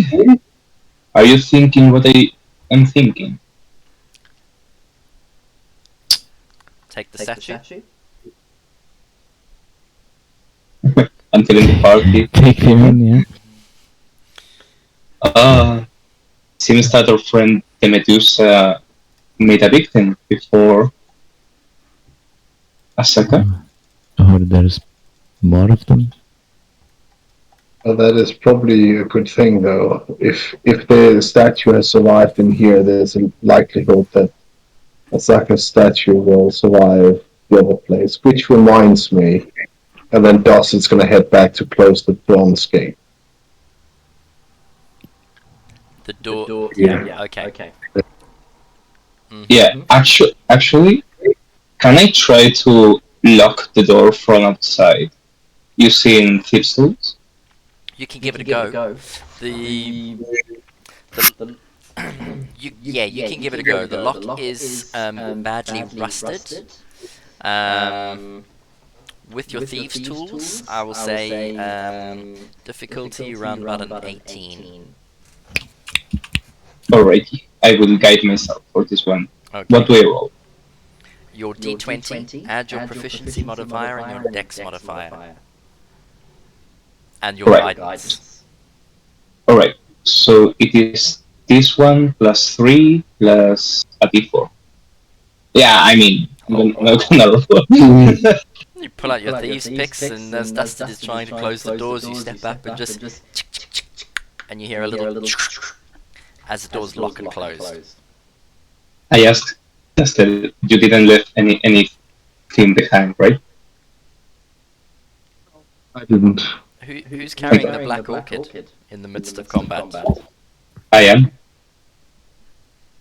You didn't leave it behind. I assume that when we went to sleep, Bargo put the orchid in his component pouch. Oh, so you actually pulled the roots out of the pot, and you basically pulled it out of the soil, so it's now a dead orchid. It's not live. Is that correct? No, I thought it was like only the flower. If it was in a pot, then no, I would not have put it outside the pot. It was growing in a clay pot. Yeah, then it's in my backpack. Okay. All right. Along with everything else in your backpack. My God, I think Barg is more intelligent than I am. He will probably have managed somehow to keep it safe. Okay. All right then. So back to the room then with the cistern pit. Should we go in and investigate while the Arlana deals with these flowers? What Yeah. flowers? They're your flowers. You should deal with them. I'm not too concerned. They seem friendly to me. Well, then why don't you go and say hello? Not See how feeling friendly it. they are. No, I'm more interested in this. This Don't discussion lie. is going on. I'll pass them and push the door open. I pass through and say to Barris, look, you're right, but you're probably not gonna win a post contest against Arlana. It's a bit back going as well.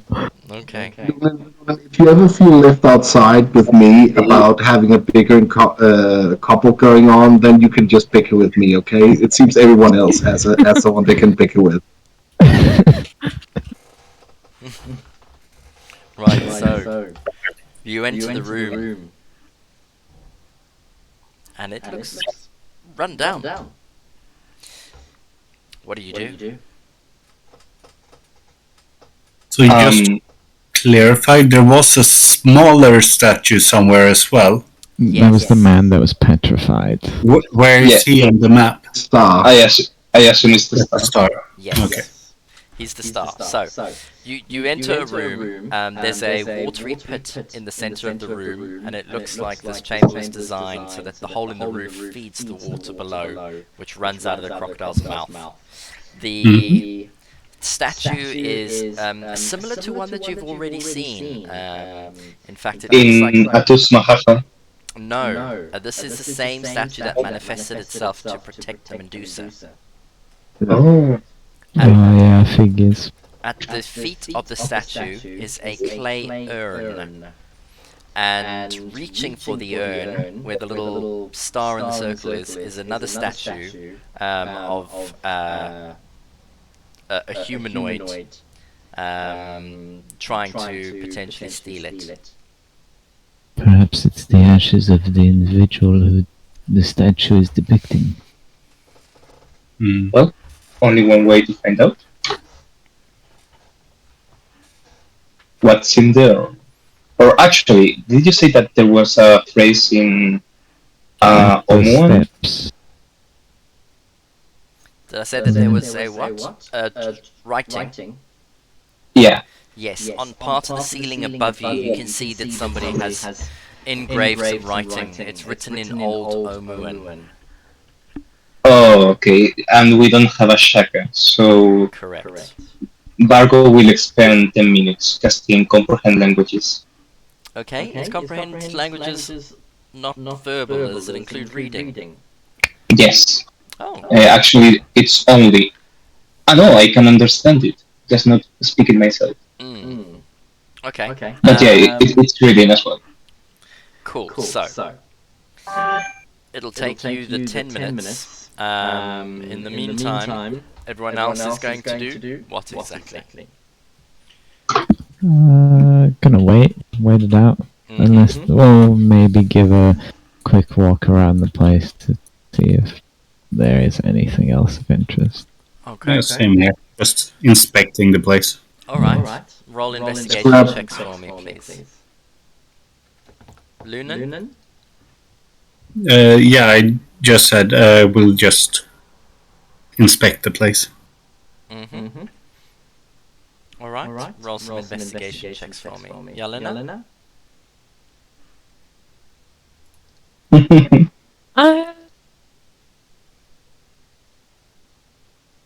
She's gonna take a look at the big statue unless someone else is doing that. Okay. And Dusted? Dustin is just looking if he can see the bottom of the reservoir in the middle of the cistern. Alright. Then Dusted, you roll a perception check for me, please.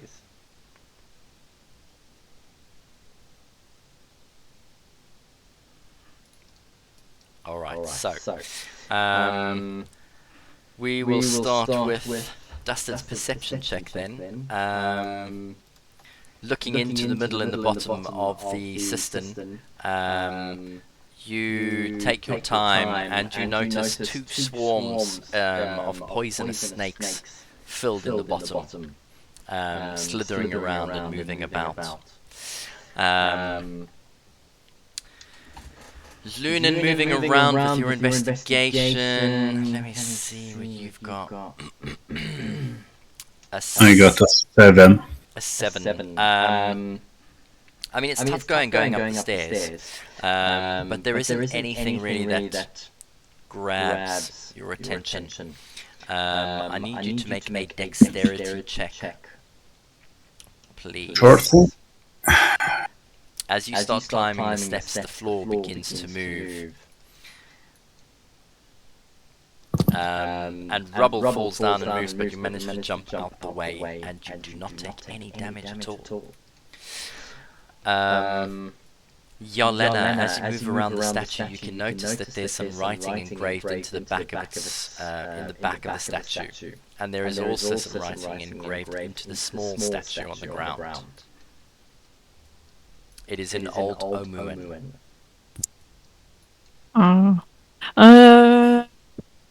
Let me she check my bag because I was gonna say she might try and like take a copy of it, but I don't think she has stuff to write with. Wow.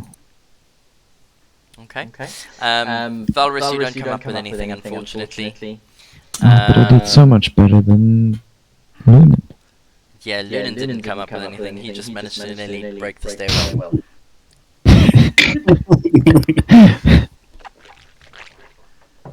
So,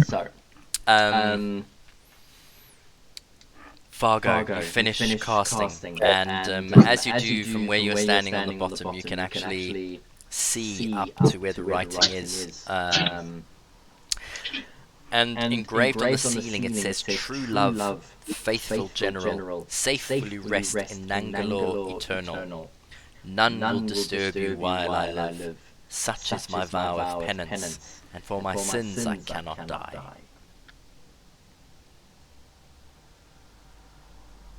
Oh well, that's beautiful.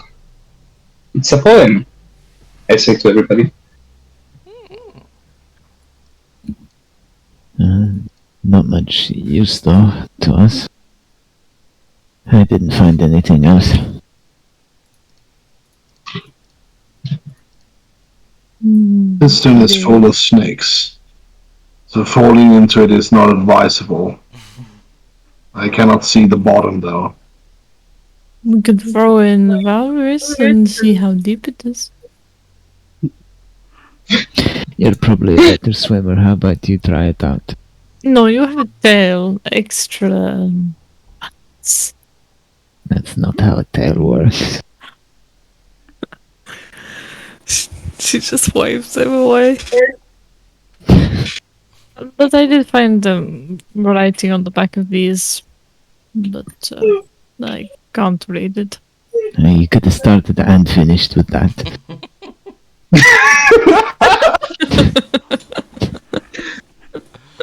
Oh my god.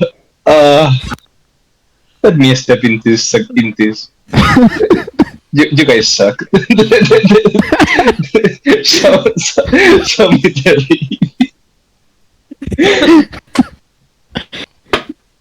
What we need now is from marijuana and Paul. Oh my god. Is that a hint? No. You guys carry on. Alright. Where is it, Jaluna? Varga, you're moving behind, are you? I actually don't know where the writing is, so I'm asking Jaluna for her to show me. Oh, she'll point out the writing on both the big statue and I think the little one had some on it as well. Yeah. Okay. So as you go walking around Varga, you pass by the small statue and scourged, or at least scratched into. Sorry, it was the floor next to him. In old Omuan is written, "Once a thief, now forever a slave." And then as you move around, Yolanda points onto the back of the big statue, the statue of the Omuan warrior whose face has been almost knifed to indescribable damage. As you get around, the back scratched across his back between his shoulder blades are the words, "Forgive me, my love." Alright, I conveyed all that information to Tarty, including the poem. I think yes, Alcora didn't take kindly being betrayed by this person. No. She suggested that he didn't betray her though. But I suppose, well, and then Dusted looks at the face of the warrior and like, well, yeah. Question DM.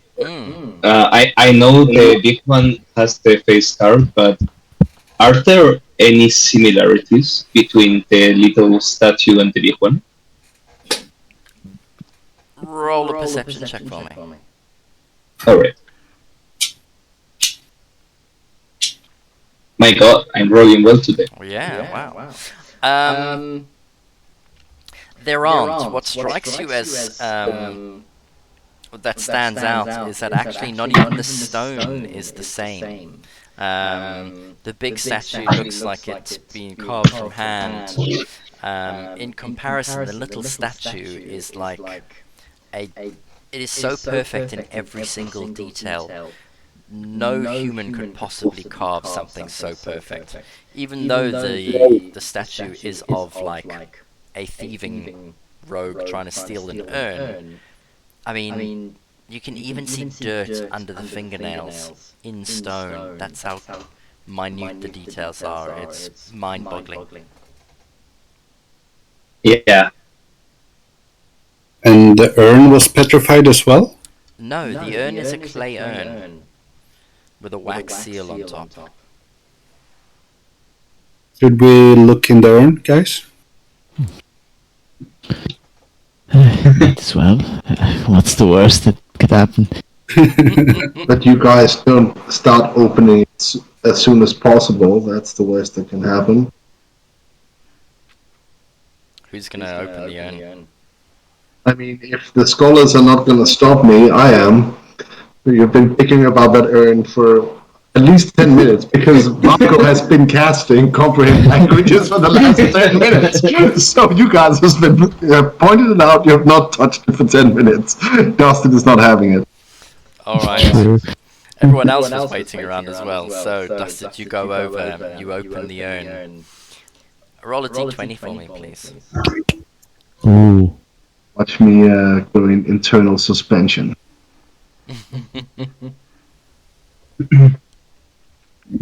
Yep, definitely 4. Alright, the wax is old and brittle. It sort of chips, sticks underneath your little claws as well. And as you manage to open it, a small bit of dust escapes, almost like a puff of dust up towards your face. Coughing, you wipe it away and you look inside. The urn is filled with ash.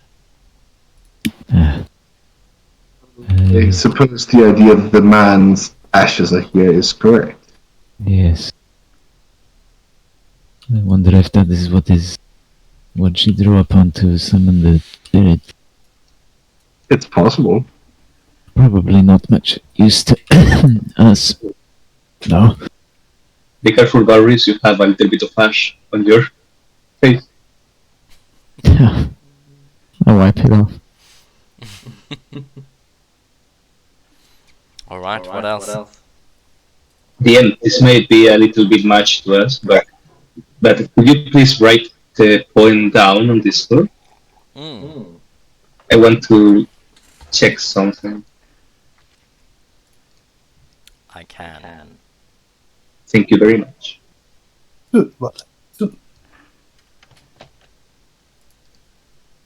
the meantime, so guys, oh, that was sweet. Yep. Cool. Thank you.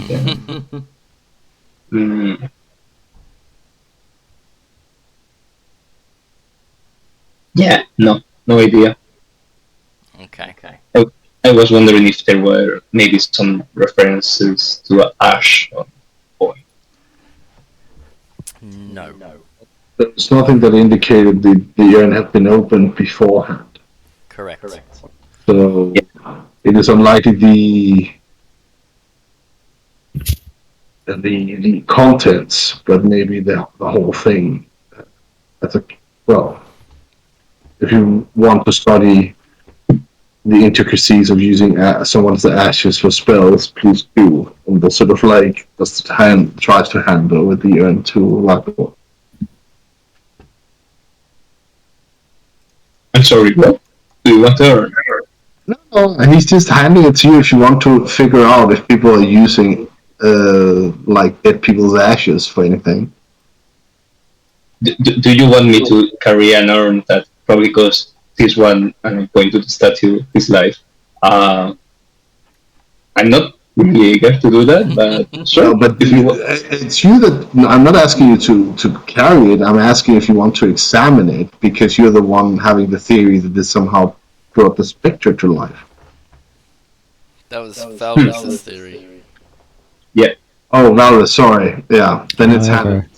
As I say, it happens all the time. It's not me.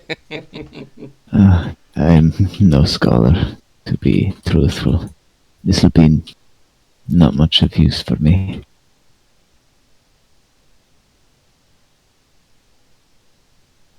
Alright, let's leave I there. believe Vargo would probably be more qualified. I honestly have no idea of where to begin. But yeah, unless somebody has any more ideas for this place, we still have a tower to check. I agree. I assume the door here is busted open and leads outside. Correct. Alright. Yep. Walk out. Alright, so you make your way out the door. Is everyone following? I am. Yeah. Alright. As you exit, you take a look around, and you can see on the south side of where you are standing, another small garden has a staircase that leads down below. To the north, you can see the other tower that is slowly stretching out. And of course, you can see the jungle just beyond these high walls. You loiter about 40 feet away from the area, and you can see that the doors have been smashed in and broken down in the tower on the northwest corner.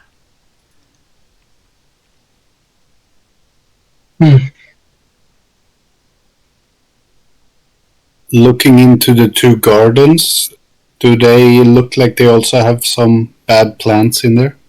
Roll a perception check for me.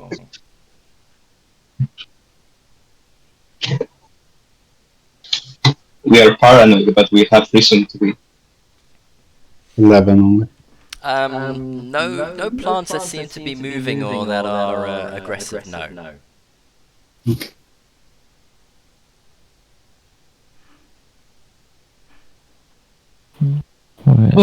on thrown over.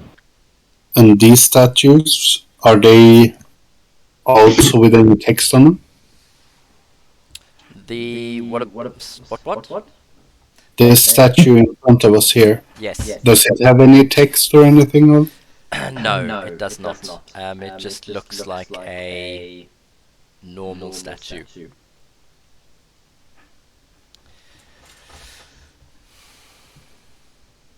Okay. Alright, Vargo, you seem to be making your way up in there first, straight away.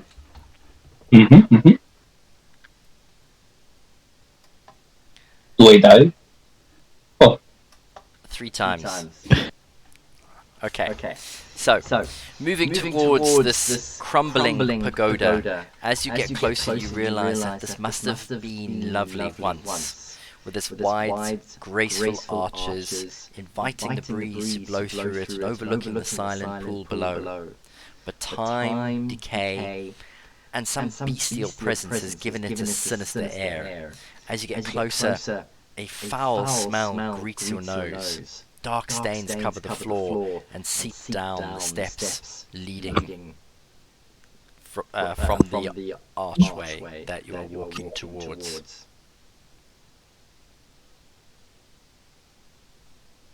Seems to be clear, guys.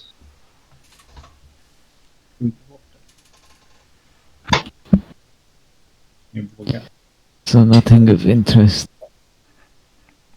I was hoping to find something from Osaka, but yeah, doesn't seem to be the case. You're gonna search around? Sure. Roll an investigation check for me. Alright.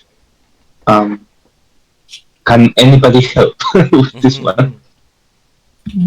I would Might be important. Thank you very much. I will also guide myself. Alright, so Valrus and Vargo, you investigate the room.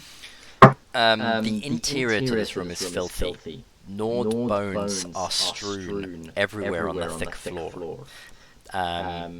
Droppings, like large turds lying all over the place. Moving through here, you can see that it has been lived and inhabited by something that definitely wasn't humanoid.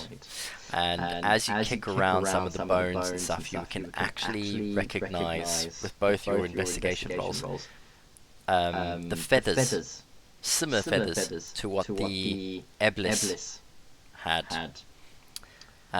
Some of them appear to have been fallen off, some of them are just from age. This area looks like it was the nesting place for those birds. And as you start searching through, you find a couple of small trinkets and baubles, including a pouch and a small gold bracelet, as well as a wooden scroll tube. You take some time to collect all of it? Yeah. Okay. Yep, pouch, gold bracelet, and the wooden. Inside the pouch is a handful of small gemstones of various colours. There's 7 of them, and they would probably fetch about 10 gold pieces each. The bracelet itself is a gold bracelet which is shaped as a feathered serpent, eating its own tail as it clips onto your wrist. It fits quite easily. And the wooden tube looks like a scroll tube, and engraved into the wood on the outside are skeletons in various positions. Ooh. Is there a scroll inside the tube? You rattle it around, and you can hear something moving. It definitely sounds like a scroll inside. Yeah, seems to be the case. Mm. All right. Let's cross our fingers. And open it? Alright. As you open it, indeed, you do. You see that there is a scroll inside. Okay. I think first we'll recognize the spell in it. So, reading through it, no, you do not. It doesn't look like a wizard scroll. And passing it to Valrys, it doesn't look like a scroll that you recognize. I give it to Lunan. Lunan, are you in the room? Yes. Alright. Automatically you recognize it, Lunan. It's a scroll of protection from undead. You're muted, by the way. He probably has his family come in, so... No, just a dog being noisy. Okay. Sorry. Yes, I just walked in, and it's a scroll of protection from undead. Okay. Yeah. I informed the others. Mm-hmm. Need to look up what that means. I will give it to you in the meantime. I have no use for it.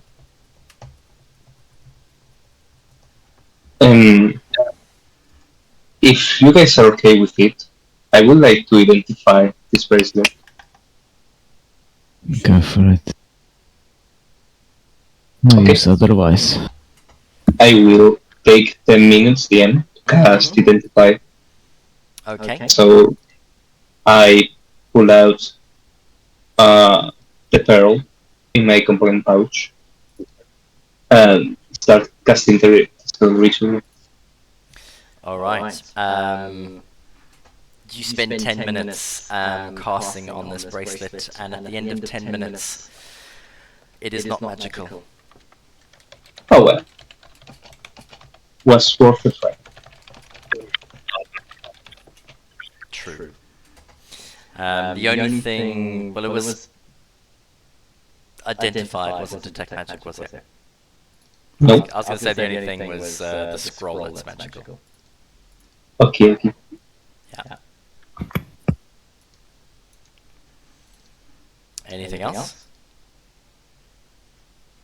No, I'm just sorry that we didn't find anything for Sega that well. And the statue in the big building seemed to have survived for some time. Let's hope Asaka's is the same. I'm sure she'll be fine. I'll just have to find some other way of bringing her back.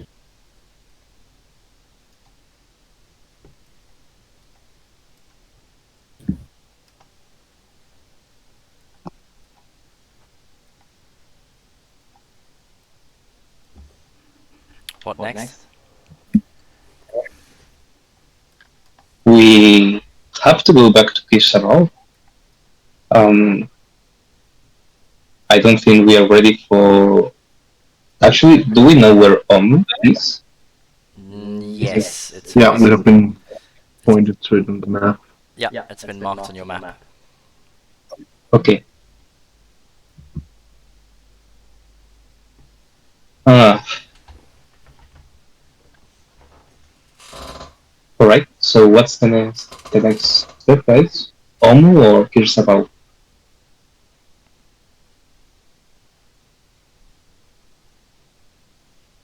We should Yeah. probably return to Kir Sabal, right? Yeah, get the blood bag as quickly as possible. No detours.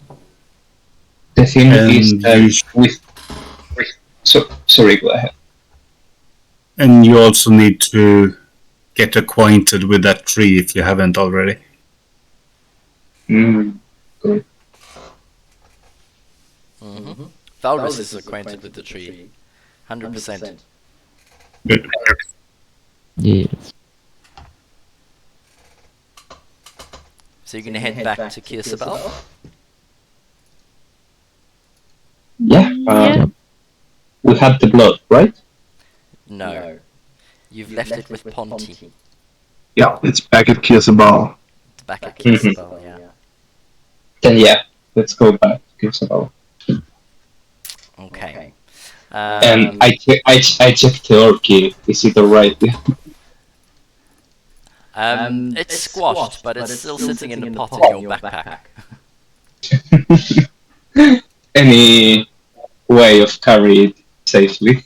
Yeah, you can use 2 hands, and you can hold it.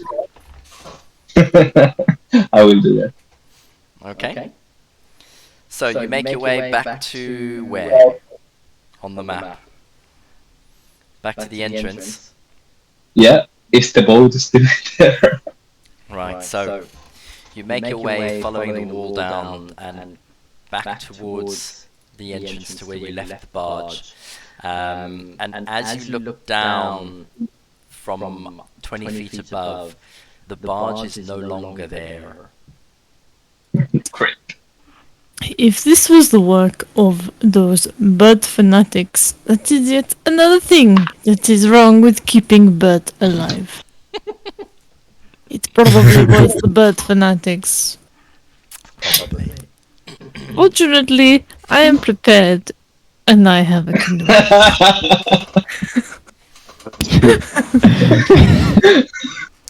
Very true. The main question is, those assassins must have gotten here by boat themselves somehow. Maybe they hid it in some bucket. Necessarily. I am certainly Otherwise, they interested can't in keep up with knowing. us unless they use the magic. I'm certainly interested in knowing how can they track us. Because my God, Did they get blood from us so they can scribe? Or? not that I remember. I mean, if these assassins come from Nyan Saru, it must have been something we have been getting before we met Bert, if they can track us. They could track us before Bert was ever a thing. Precisely. So, have we been good? I mean, besides the vial we got specifically for this blood carrying, is there anything else we got when we left Nyan Saru?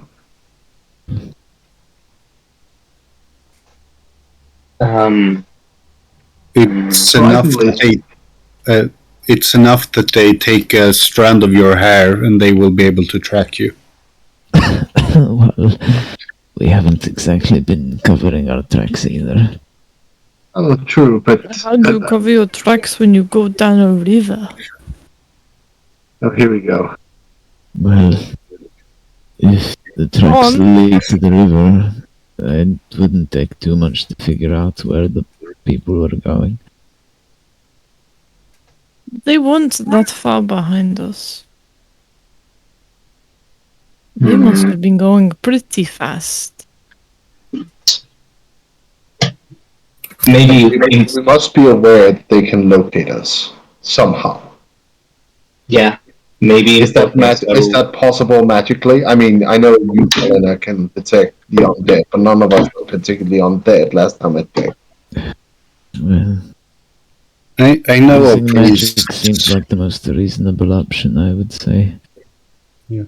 Otherwise, If this was just one or two roaming bands of assassins, sure, but they just keep coming. I doubt we have armies of assassins following us at the same time. Wait, just a moment. So, Lunan, right, you could send messages provided you know the object or the person of contact. Are you trying to better? No, I'm not trying that you should send a message to Bert. I'm trying to figure out if you can do the same in locating people. I don't know magic. Not at the moment, at least. Well, not you specifically, but is it possible? Can it be done? So let's assume that someone in Nuanceru knows us and can locate us at any time. This may not be simple spellcasting either, it might be artifacts, Or maybe magical they're items just they use. really powerful. The more powerful you are, the more stuff is possible. I do know you can easily scry on people if you are well acquainted with them and have an item of them. It I becomes think whoever quite it is easy. that gave the bounty or runs the place probably has means to pull off such feat. It feels But like what- quite a lot of effort just to find us. They haven't even managed to kill us yet. Mm.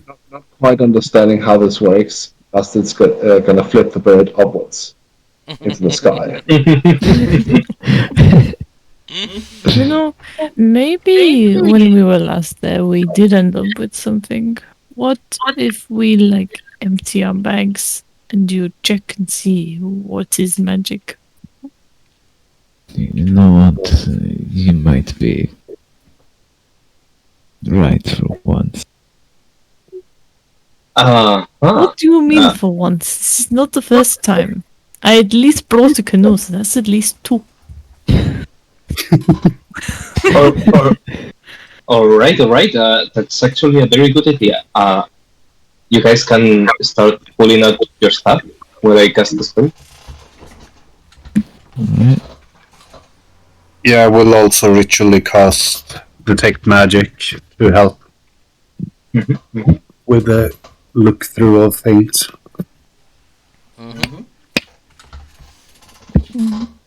Yeah, girl, I took a bag upside down, empty out all her pockets, and just shove everything on the floor.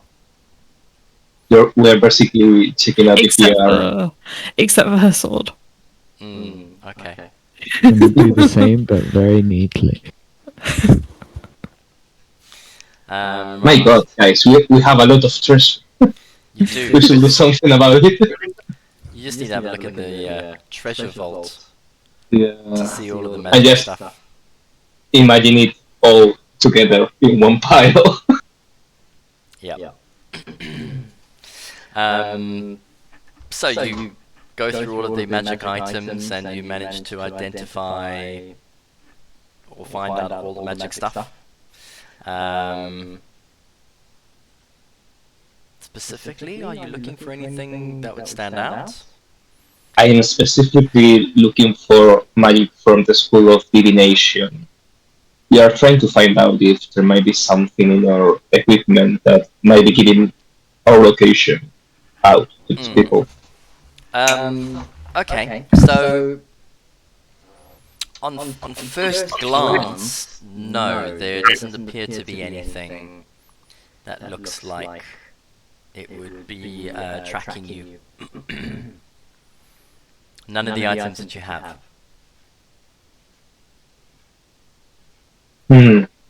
Alright. It was a good idea, but doesn't seem to be the case, Elena. At least we know now. Mm-hmm. One day we'll find out how. And when we do, I'm sure it will be from the person that is doing this. And we will crush them. Okay. So Remember what the brigands said, however, that murder is legal through these people. But I like murdering people that are painful. Say says she looks at Barry's. I was tempted to add it, but I was like, Oh boy. Oh boy. Lunan, how bad an idea is that if you are not expand of magic by the end of the day, we message Bird itself. I'm sorry again. How bad idea is it? That we message Bird at the end of the day. Teacher. Use the No, name. The message feature. Bird. we message Bird. You want to send a Bird. message to Ah. Bird. We can send him a message if you wish. Tell him I'm that sorry. we're coming for him. What's he gonna do? Send more lackeys? We good, can we tell- will be ready. Tell him we have I can- dispatched of your puny little creatures. We can tell him I will tear him limb from limb when we find him. Nice. A message. But why though? Is there any point? If we want the information out of him, I don't know if Besides, only if threatening he's, through a secure channel will work. I mean, other than finding out if he's alive and dead, probably not. Mm. We still haven't established he's dead. We've just established that they say for Bird every time. But I'm so curious though. Oh, The it's message okay. would probably just fizzle out, and we wouldn't get a reply anyway if he is dead. So it wouldn't really tell us anything. All right.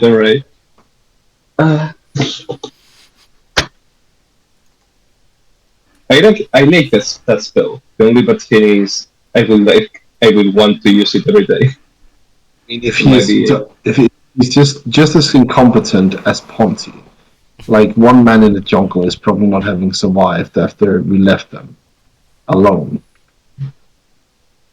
The question is if he's dead or not. He may have contacted some of his friends and they could have helped him out. At least these people seem to have him in high regard. Or maybe what if Bird is not a person? What if Bird is an idea, a movement? They're all birds. By that words, Dustin just gonna look at Jelena, that boat please, or the canoe please. That is not an idea. He will die. When we find him. But what if killing him simply turns him into a martyr and they'll send hordes more? Then we will kill all of them. Bargo is engulfed in his thinking. What if Bird was the friends we made along the way? Please call Queen Marana. Maybe if we start yelling for Bert towards the assassins, it will confuse them and send them off. That's actually a good idea. I may try it next Jelena, time. you're the leader. He's your responsibility. He's not my responsibility, not anymore. It's your Not responsibility. after that It's stupid your idea. responsibility. Oi. Guys, I suggest we leave this place. Yeah, I think Dustin and Jelena is already leaving at this point. Yep, definitely. We can walk and talk about Bert. No, we don't need to talk about that. Lumen is on the way as well. Yep. She's gonna put all her stuff back in her bag and get out her canoe. Why are you going that way? Are you going to jump down? How much is it? 20 feet. Can we slide down? It's 10 feet. 10 feet, yeah. Yeah, on the right hand side. Yeah. Yeah, if you go that down way. onto the inside, yeah. That's right. Otherwise, climb on the roots down on the 20 feet side, I guess. Where are you going to launch the canoe from, Yelena? Launch. She walks down here and she's a bit like Oh, looking over at the shore here. And she's like, well, this looks ideal. So she'll Launch the canoe. Launch the canoe. Can I tie a rope around whatever this is? I don't know what it is. I'm not sure if I want to know. It's spider webs. Spider Yeah. webs. Is it like attached to a rock? Because it looks like it's wrapped around something on the map. It is. It's wrapped around what looks like a bush. Okay, the bush is not good enough. I will do you one better. At the count of 3, let's all jump. Sounds good to me. That sounds Shut like an initiative check that needs to happen. But yes, we will go down here into the bush. Okay, you're going to jump for it, are you? Yep. Or Guys, slide. wait. It's impossible. It's impossible. I mean, let's do it all at the same time. To climb down using the tree, I think. As they are doing that, Lunan starts climbing down on this route. Okay, Lunan's going to climb using the tree. I heard dusted, so both of you roll athletics checks for me, please, while you climb down the tree. The other three of you decide to jump, do you? Slide. Wide? Slide. Well, Or is it not possible to slide? No. Oh. No, you can't really slide down. As soon as you do, you just slip off the lip and drop 20 feet. I mean, it's 2.5 feet out and 20 feet down. So if you draw that as a you can almost draw it as a triangle. It's not that much. It's a very slippery, a little steep slope. Yeah. Yeah. Oh, okay. I thought it was like angled all the way down. Ah. So, She'll go down the tree instead. you sure? Yeah, I'm sure. Valrus? Vargo? What is Valrus doing? Valrus, what are you doing? I'm gonna slide down the tree. Okay, slide down the tree. You guys are no fun. I will Slide if I fail my acrobatics. Okay, go ahead then, everyone roll. Including Yelena for the tree climbing. Man, I wish every day I roll like today. Valrus, you do indeed slip and slide down. Can you please roll a dexterity saving throw for me as you fall 20 feet? Even worse. Oh dear, good. Okay. 2d6, please. I told you to jump. As you go rolling down the side of the tree, you land in a heap on the bottom and you take 4 points of damage. Yeah. Right. Getting down onto the other side of the wall, the ground underfoot 20 feet below is boggy. It is sucking at your shoes and your feet. It is almost like marshland that is over here. The ground is exceptionally soft, and every single step that you take, your feet seem to slip an inch deeper below the surface. Which way are you headed? To the shore to use the Outwards. canoe. To the canoe. Okay. Yeah. Yolanda, you going there as well? Yes. Okay, so you slowly begin making your way through the boggy marsh, whip out the canoe, unfold it, and into the water you go. Who is paddling? I'll paddle. I'll paddle as well. Okay. Vargo? How many how many people can paddle? 2? 6.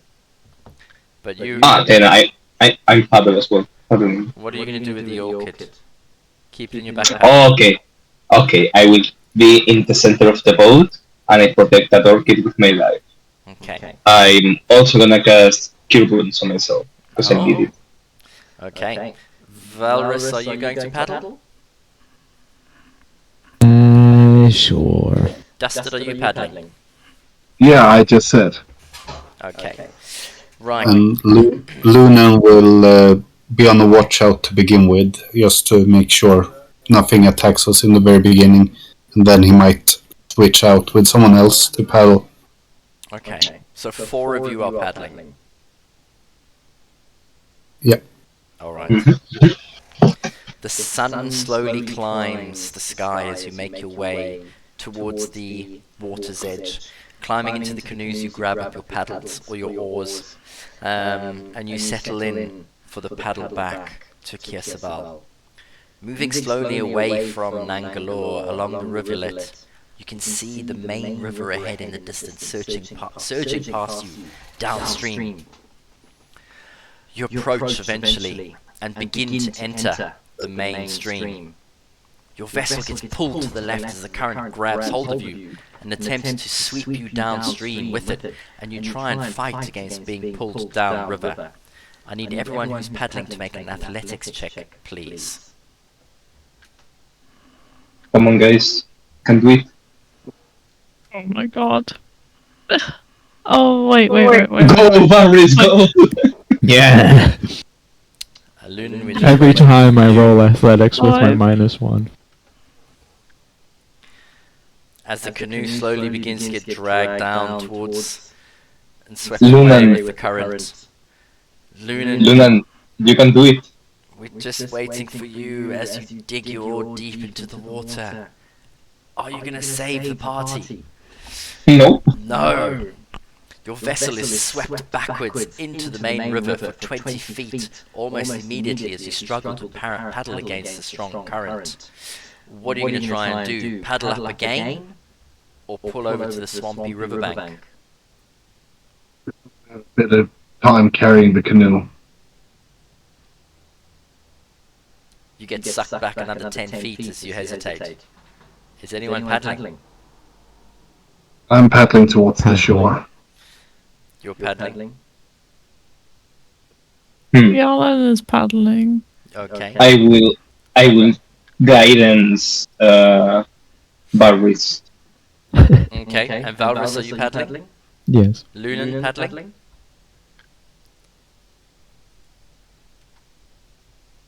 Yes, I am. Okay, I need everyone to make another athletics check, please. Come on, guys, you can do it.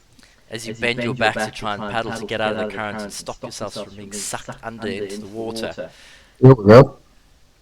Oh, nice. You manage to finally get ahead of the current, digging your oars deep as you slowly start pulling past the entrance where you've just come through to Nangalore. 10 feet pass, 20 feet pass, and slowly but surely the canoe starts to make way. You paddle for the majority of the day.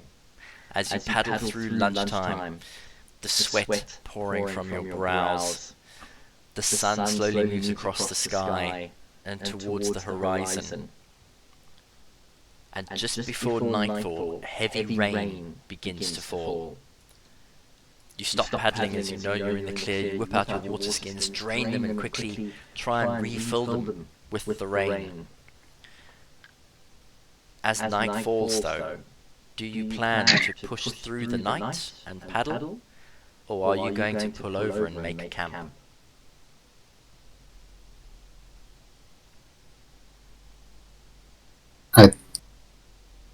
I think we need to rest. Do we get a sense of where we are at in show? Roll a survival check for me, please. Me? Great. I mean, sure, why not? Okay. Yeah, you know pretty much where you are in Chult. What dawns on you is that as it's come towards night time, all of a sudden the current has shifted, and now you are paddling with the current. In fact, it's actually quite easy. You're no longer paddling against the current, but you're very aware that you have already lost one day resting in Nangalore when you could have already been in Kir Sabal. With that survival check, you probably only need one person to paddle at the same time, just in order to maintain your speed. Provided nothing attacks you in the water, you should be fine. I convey that information to the party. I think we will be able to make it if we rotate the person who paddles. That way we compensate the day that we have lost. Probably a good idea. Yeah. We can have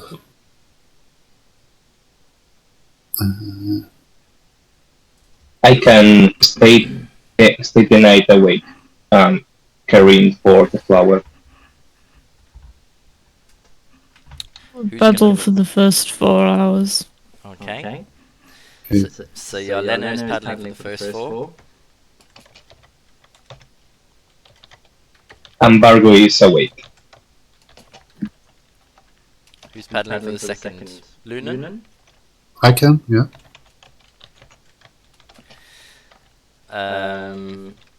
That's 8 hours. Then Dusted, you're going to get 8 hours rest. I prefer that because I also have 2 short rests in a row in 24 hours without a full rest, so I would probably become exhausted otherwise, yeah. Correct. If you don't have a long rest, you will pick up a level of exhaustion, yes. Precisely. So you're resting the whole time. Vargo is staying up.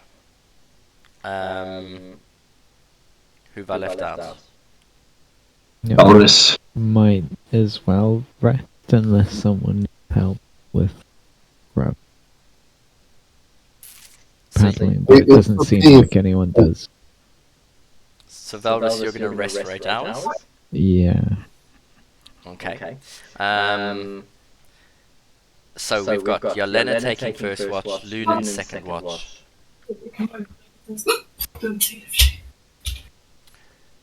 And then are you setting a third watch at all? How long are you going to rest for in total? 8 hours.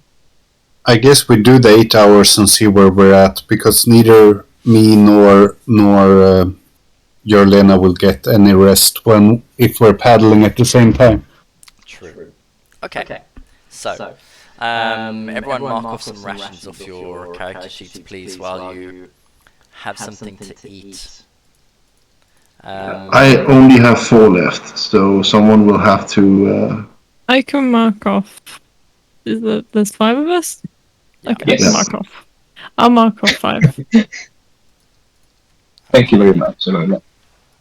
Upside with being one person less. Yeah. The silver lining, but we wouldn't have been in such much trouble paddling if we were one person more. Also true. Vargo, you are staying up throughout the entire night, yes? Yeah, Okay. taking care of the flower. Alright. In which case, so then for the first watch, both Yelena and Vargo, can you roll perception checks for me, please? Is that the disadvantage if you are not having dark vision? Ooh, good point. Thank you. Then that will be still a 12. Not doing right today. It's a 12 again, not an 18. Okay. And Yelena, you got a 4. Is that right? Yeah. Okay. Lunan, your watch passes, you don't find anything. Lunan and Vargo, perception checks for your watch, please. Right. Sorry, and again a disadvantage. So Still, an 11. And Lunan, you need to roll again as well. He has dark vision. It's just that Vargo has no dark vision. Yeah, dark vision is still dim light though, so that's still Oh yeah, true.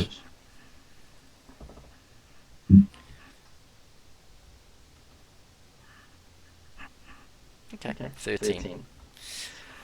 And then Vargo, towards the end, while you're watching the plant for the last watch, as people are slowly waking up, I need you to roll for the third transition. What do you need me to roll? Perception, please. Sure. I'm forgetting the disadvantage, sorry. Still, at 12. Okay. So, the first two watches pass by and you don't see anything. Lunan, as you finish your watch, Yelena, you finish your slumber and you wake up as well. And Vargo, as things start to change throughout the watch cycle, concentrating on taking care of the black orchid in front of you and looking around, as the dawn slowly begins to arrive and it gets a little bit lighter, you're rewarded with a brief glimpse of dim light off to the east. Just the briefest flash, maybe 100 yards deep into the trees on the riverbank. You carry on keeping an eye out and you manage to see it again, only this time it's even dimmer. You notice that for the briefest time it lights up and the shadows ahead of it outline a group of figures hunched over and moving quickly through the jungle trying to keep pace with you.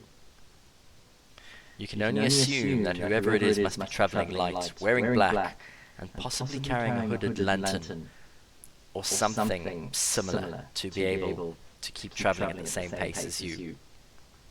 You carry on checking for every minute, looking around, but for the rest of the hour you don't see anything.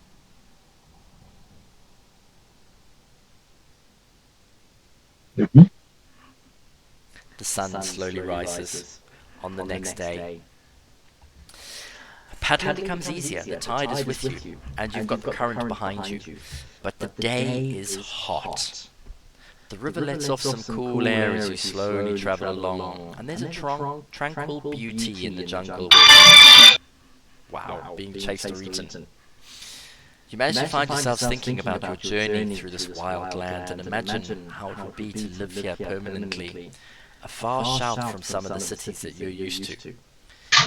As you're daydreaming, you notice crocodiles basking in the sun on the far riverbank, birds passing by in flight through a cloudless sky, and then, from nowhere, the heavens open and it begins to rain.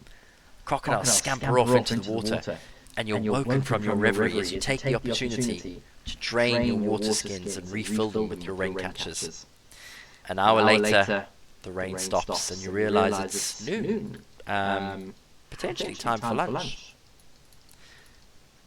Are you going to consume a ration, or are you going to try and push through to dinner without one? Everybody. I think that we might as well pull from the rations right now. I have four more. So then, can you throw in one? I can knock off a 5. Okay. I think one ration that you have in the field is enough for 24 hours of food.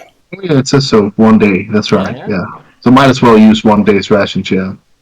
You had one last night, so this would be your ration for the rest of the day. Yeah. Alright. Yeah. I'll knock 5 off then. Cool. Always with self-care or go to for food. As you hand out the rations, slowly paddling along, the rest of the day is uneventful. You notice that the tide begins to shift again as the river ebbs. The current slowly works against you, which means that you'll need 2 people to paddle in order to make the same amount of time. The sun slowly begins to set, and around you the jungle seems to grow quieter. Are you going to paddle through, or are you going to rest and pull over? Or rest in First, the canoe? I'm gonna inform the party that some figures were tracking us from the riverbank. Mm-hmm. So, just in order for them to be aware of that. Okay. I think we know who those are. Black figures, hooded lanterns. I don't know. Could be the flaming fist or could be bird forward. Fargo, It's probably bird people. roll a d20 for me, please. Already. A 10. Okay. As you're busy relaying your tale, all of a sudden you feel that presence in the back of your head.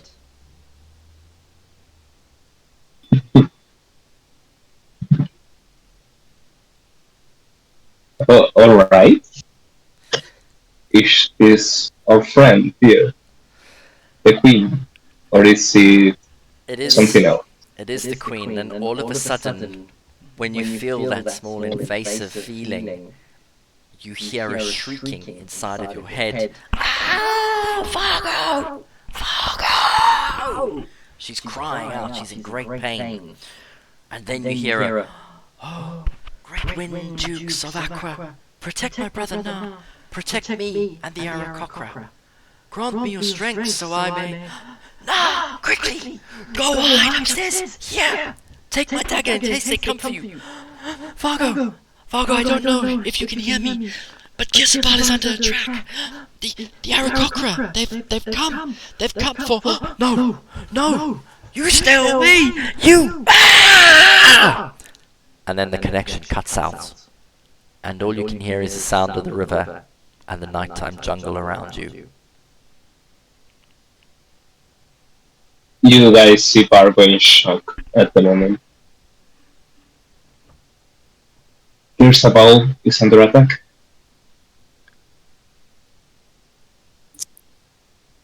Then we should hurry. How Yeah. far away are we from it? At this rate, if you paddle through the night, you would get there about the afternoon tomorrow. Oh my god, that's not fast. Dude, you hold guys on. take the 4 hours rest, and Buster will have no rest and have exhaustion tomorrow. That's fine. We need to make this. Yeah. I already have one, so it's not a good idea to not sleep for 2 days. Thank you. Will someone else take care of the flower? I can help when I'm awake. I will. No, because you have to paddle when you're awake, right? We have to be 2 people paddling. That's the point. Yeah, but I think we would have to think in the sense of 12-hour or something like that type of situation where people have their rest skewed from each other. Because paddling during your 8-hour rest will not be enough. Sitting watch is okay, but paddling will not work. You can paddle and keep watch, but you can't rest at the same time.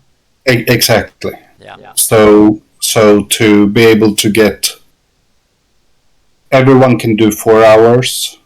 How many are we? We're only 5. Or? Yeah. That's right. And you, Dusted, would not rest at all. Or were you planning to rest? Because you just got the rest. Then...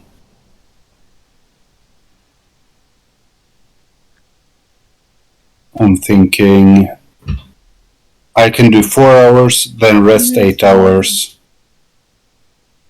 The problem is... Yeah, it's just for people in the middle. Because you can't break the rest in 2. Yeah, but you only need 4 hours to get your long rest. No, I only need 4 hours of sleep. I still need to rest for 8 hours. Oh, okay. So I haven't gotten a rest last night.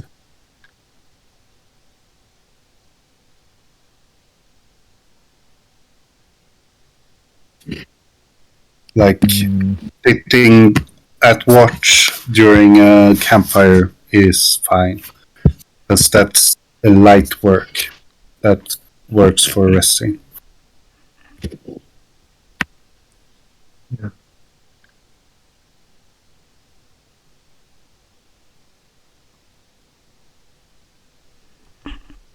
So what's I don't know. Yeah, I don't know what the math of all this is. At the moment, I'm just pulling through to get there Yeah. as fast as possible. But I will Whichever- help for a while, and then after like 6 hours, I make sure someone else takes over, or 6-8 hours, and then I will sleep in the morning. Yeah, whichever it is, always extend for the first 8 hours. Okay. So Lunan and Vargo on watch for the first part. No. Vargo needs to sleep. So Vargo's gonna sleep. So it's Lunan. Lunan and Dusted. Okay. And then the second watch is going to be second watch on Yeah. paddle. Yellen will take the well, she'll paddle at least and watch, I guess, as well with Dusted. Yeah. I think he's putting it all later. Yeah. Okay. So then the three of you roll perception checks for me, please. Dusted, you get to roll for the first part and the second part. Yeah, and with disadvantage because we're still in pitch darkness. Correct. We can have light if we want to. I say to Dusted in the beginning, do we want there to be light? Well, we cannot see that far anyway. We can only see how long is that radius of the light anyway. It's like See- a torch. Yeah, we can probably not see the bank anyway. So let's just keep it in darkness and Yep. trust our senses. You want a disadvantage? Yes, please.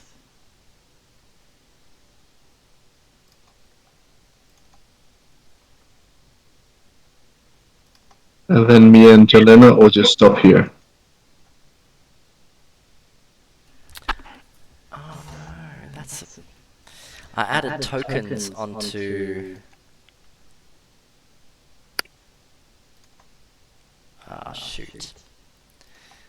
I tried uploading fresh tokens onto the river as you're going down. Okay. So, let's see. Lunan, you've got disadvantage, so you've got the 5 and a 6. 13, yeah? Yep. Dusted, you've got a 12. Is that with disadvantage? Yes, that is with disadvantage. And then I was waiting for Yelena. Oh, I asked if we had to do this straight away, and you didn't say anything. That was why I was confused. Sorry, yeah, do it straight away. I was looking for the tokens I uploaded. Oh, that's a shame. That's a 20 wasters. Oh well. Oh, good rolls though. Very good rolls. Yelena, another one because yours was at disadvantage as well. Right, both of your watches as you're going paddling through the night. After an hour of slowly paddling against the current, more than ever, you checking your surroundings, looking out for any signs of danger. And initially, Lunan, you're first, aren't you, on paddle watch? Yep.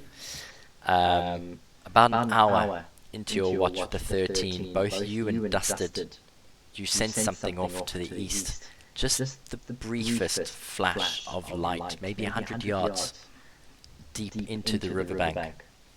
You carry on watching the spot again, and dim light you see shining away from the river, pointed down as if someone's using a hooded lantern to guide their way through the jungle while trying to keep pace with you.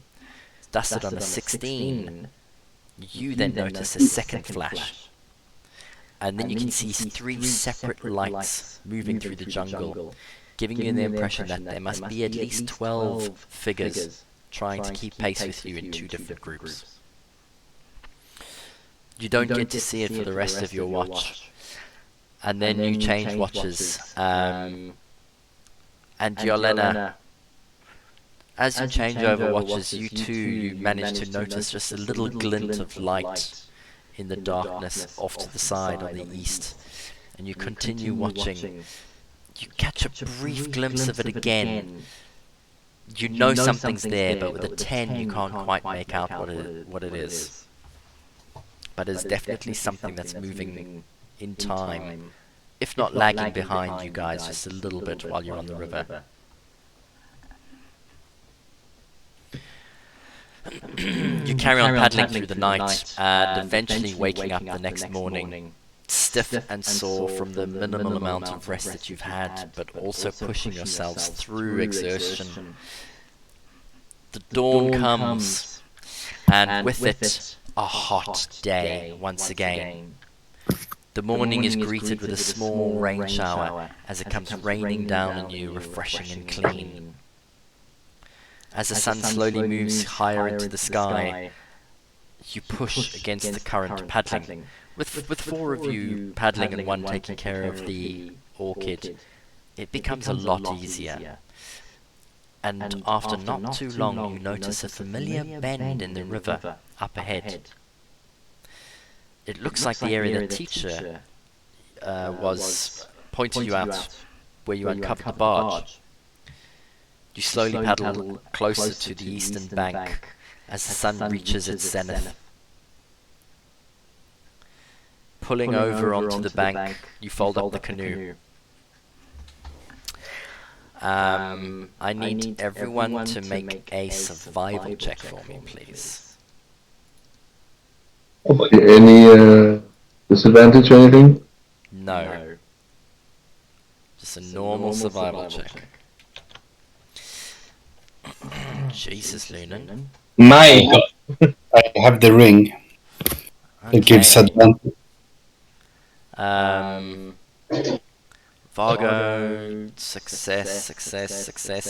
Yelena, even you get a success with a 15. Jesus. As you all pull the canoe in and you look around, you recognize this is indeed the spot where the barge was hidden. And after some searching, I mean, Lunan, you're the first one to spot it. You can see the hidden path moving through the jungle.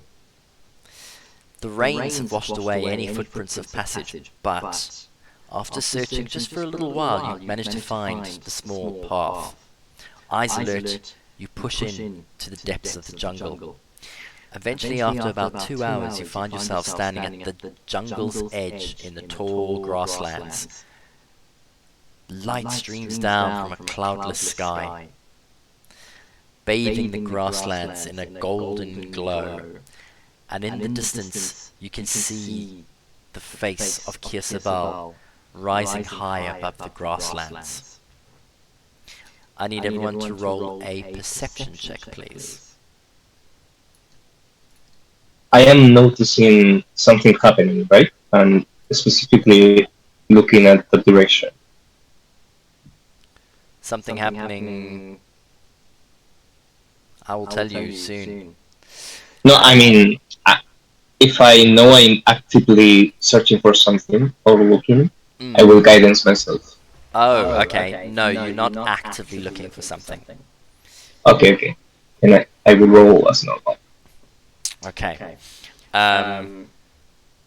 So, Valrus and Yolena, you don't notice, and in fact neither does Dusted, so only Lunan and Vargo. As you spot the sun glinting off the cliffs of Kir Sabal, maybe half a mile to the east, you catch movement at the edge of the grasslands. From where you are, barely visible in the overhead light but hidden by the tall grasses, you can see, emerging parallel to yourselves, a dark shadowy figure. And then another, right up behind it. And then another. You count at least 6 as they all emerge like meerkats popping up from the grass, longbows in hand, they appear to be nocking their arrows, drawing them and beginning to take aim in your direction. Here we go. I quickly warn the rest of the party. Lunan, with a 23, you notice two larger figures who are actually running straight towards you, bent below the grassland line, heading towards you, both with short swords in hand. How far are they? They Like are- within one turn or other? Oh no, they're about 700 feet away from you. Okay, I Like at the edge of longbow, long distance range. say they are on their way. We need to get into cover. I say as I pull out the invisibility potion and hand it to Dusted and say, "We might need this. Here, I have that." Okay. If they are starting to shoot, I also prepared the smoke potion to give ourselves cover. But are we completely out in the open? Yes, basically yes. We're going to end tonight's session here Nice. because you have a choice. You can either stand and fight, or you can run to Kir Sabal and make it. It's about a 2-mile run to the cliff face from where you are, and they are well over more than half a mile behind you. I see. Okay. I'd say run. Yeah, considering Kir Sabal is under attack. You could set the thing on fire. The Kir Sabal will. Not yeah, like the like if there's like a bit when they're kind of in a more enclosed space, then we could set it on fire. Wow, Leonard, If they're following pyromaniac. Right. I'm surprised you only notice it now. I don't have any fire spells. I can't be a pyromaniac. Oh dear. Right, let's for recording purposes say thank you to everybody, and we'll catch you on the next one.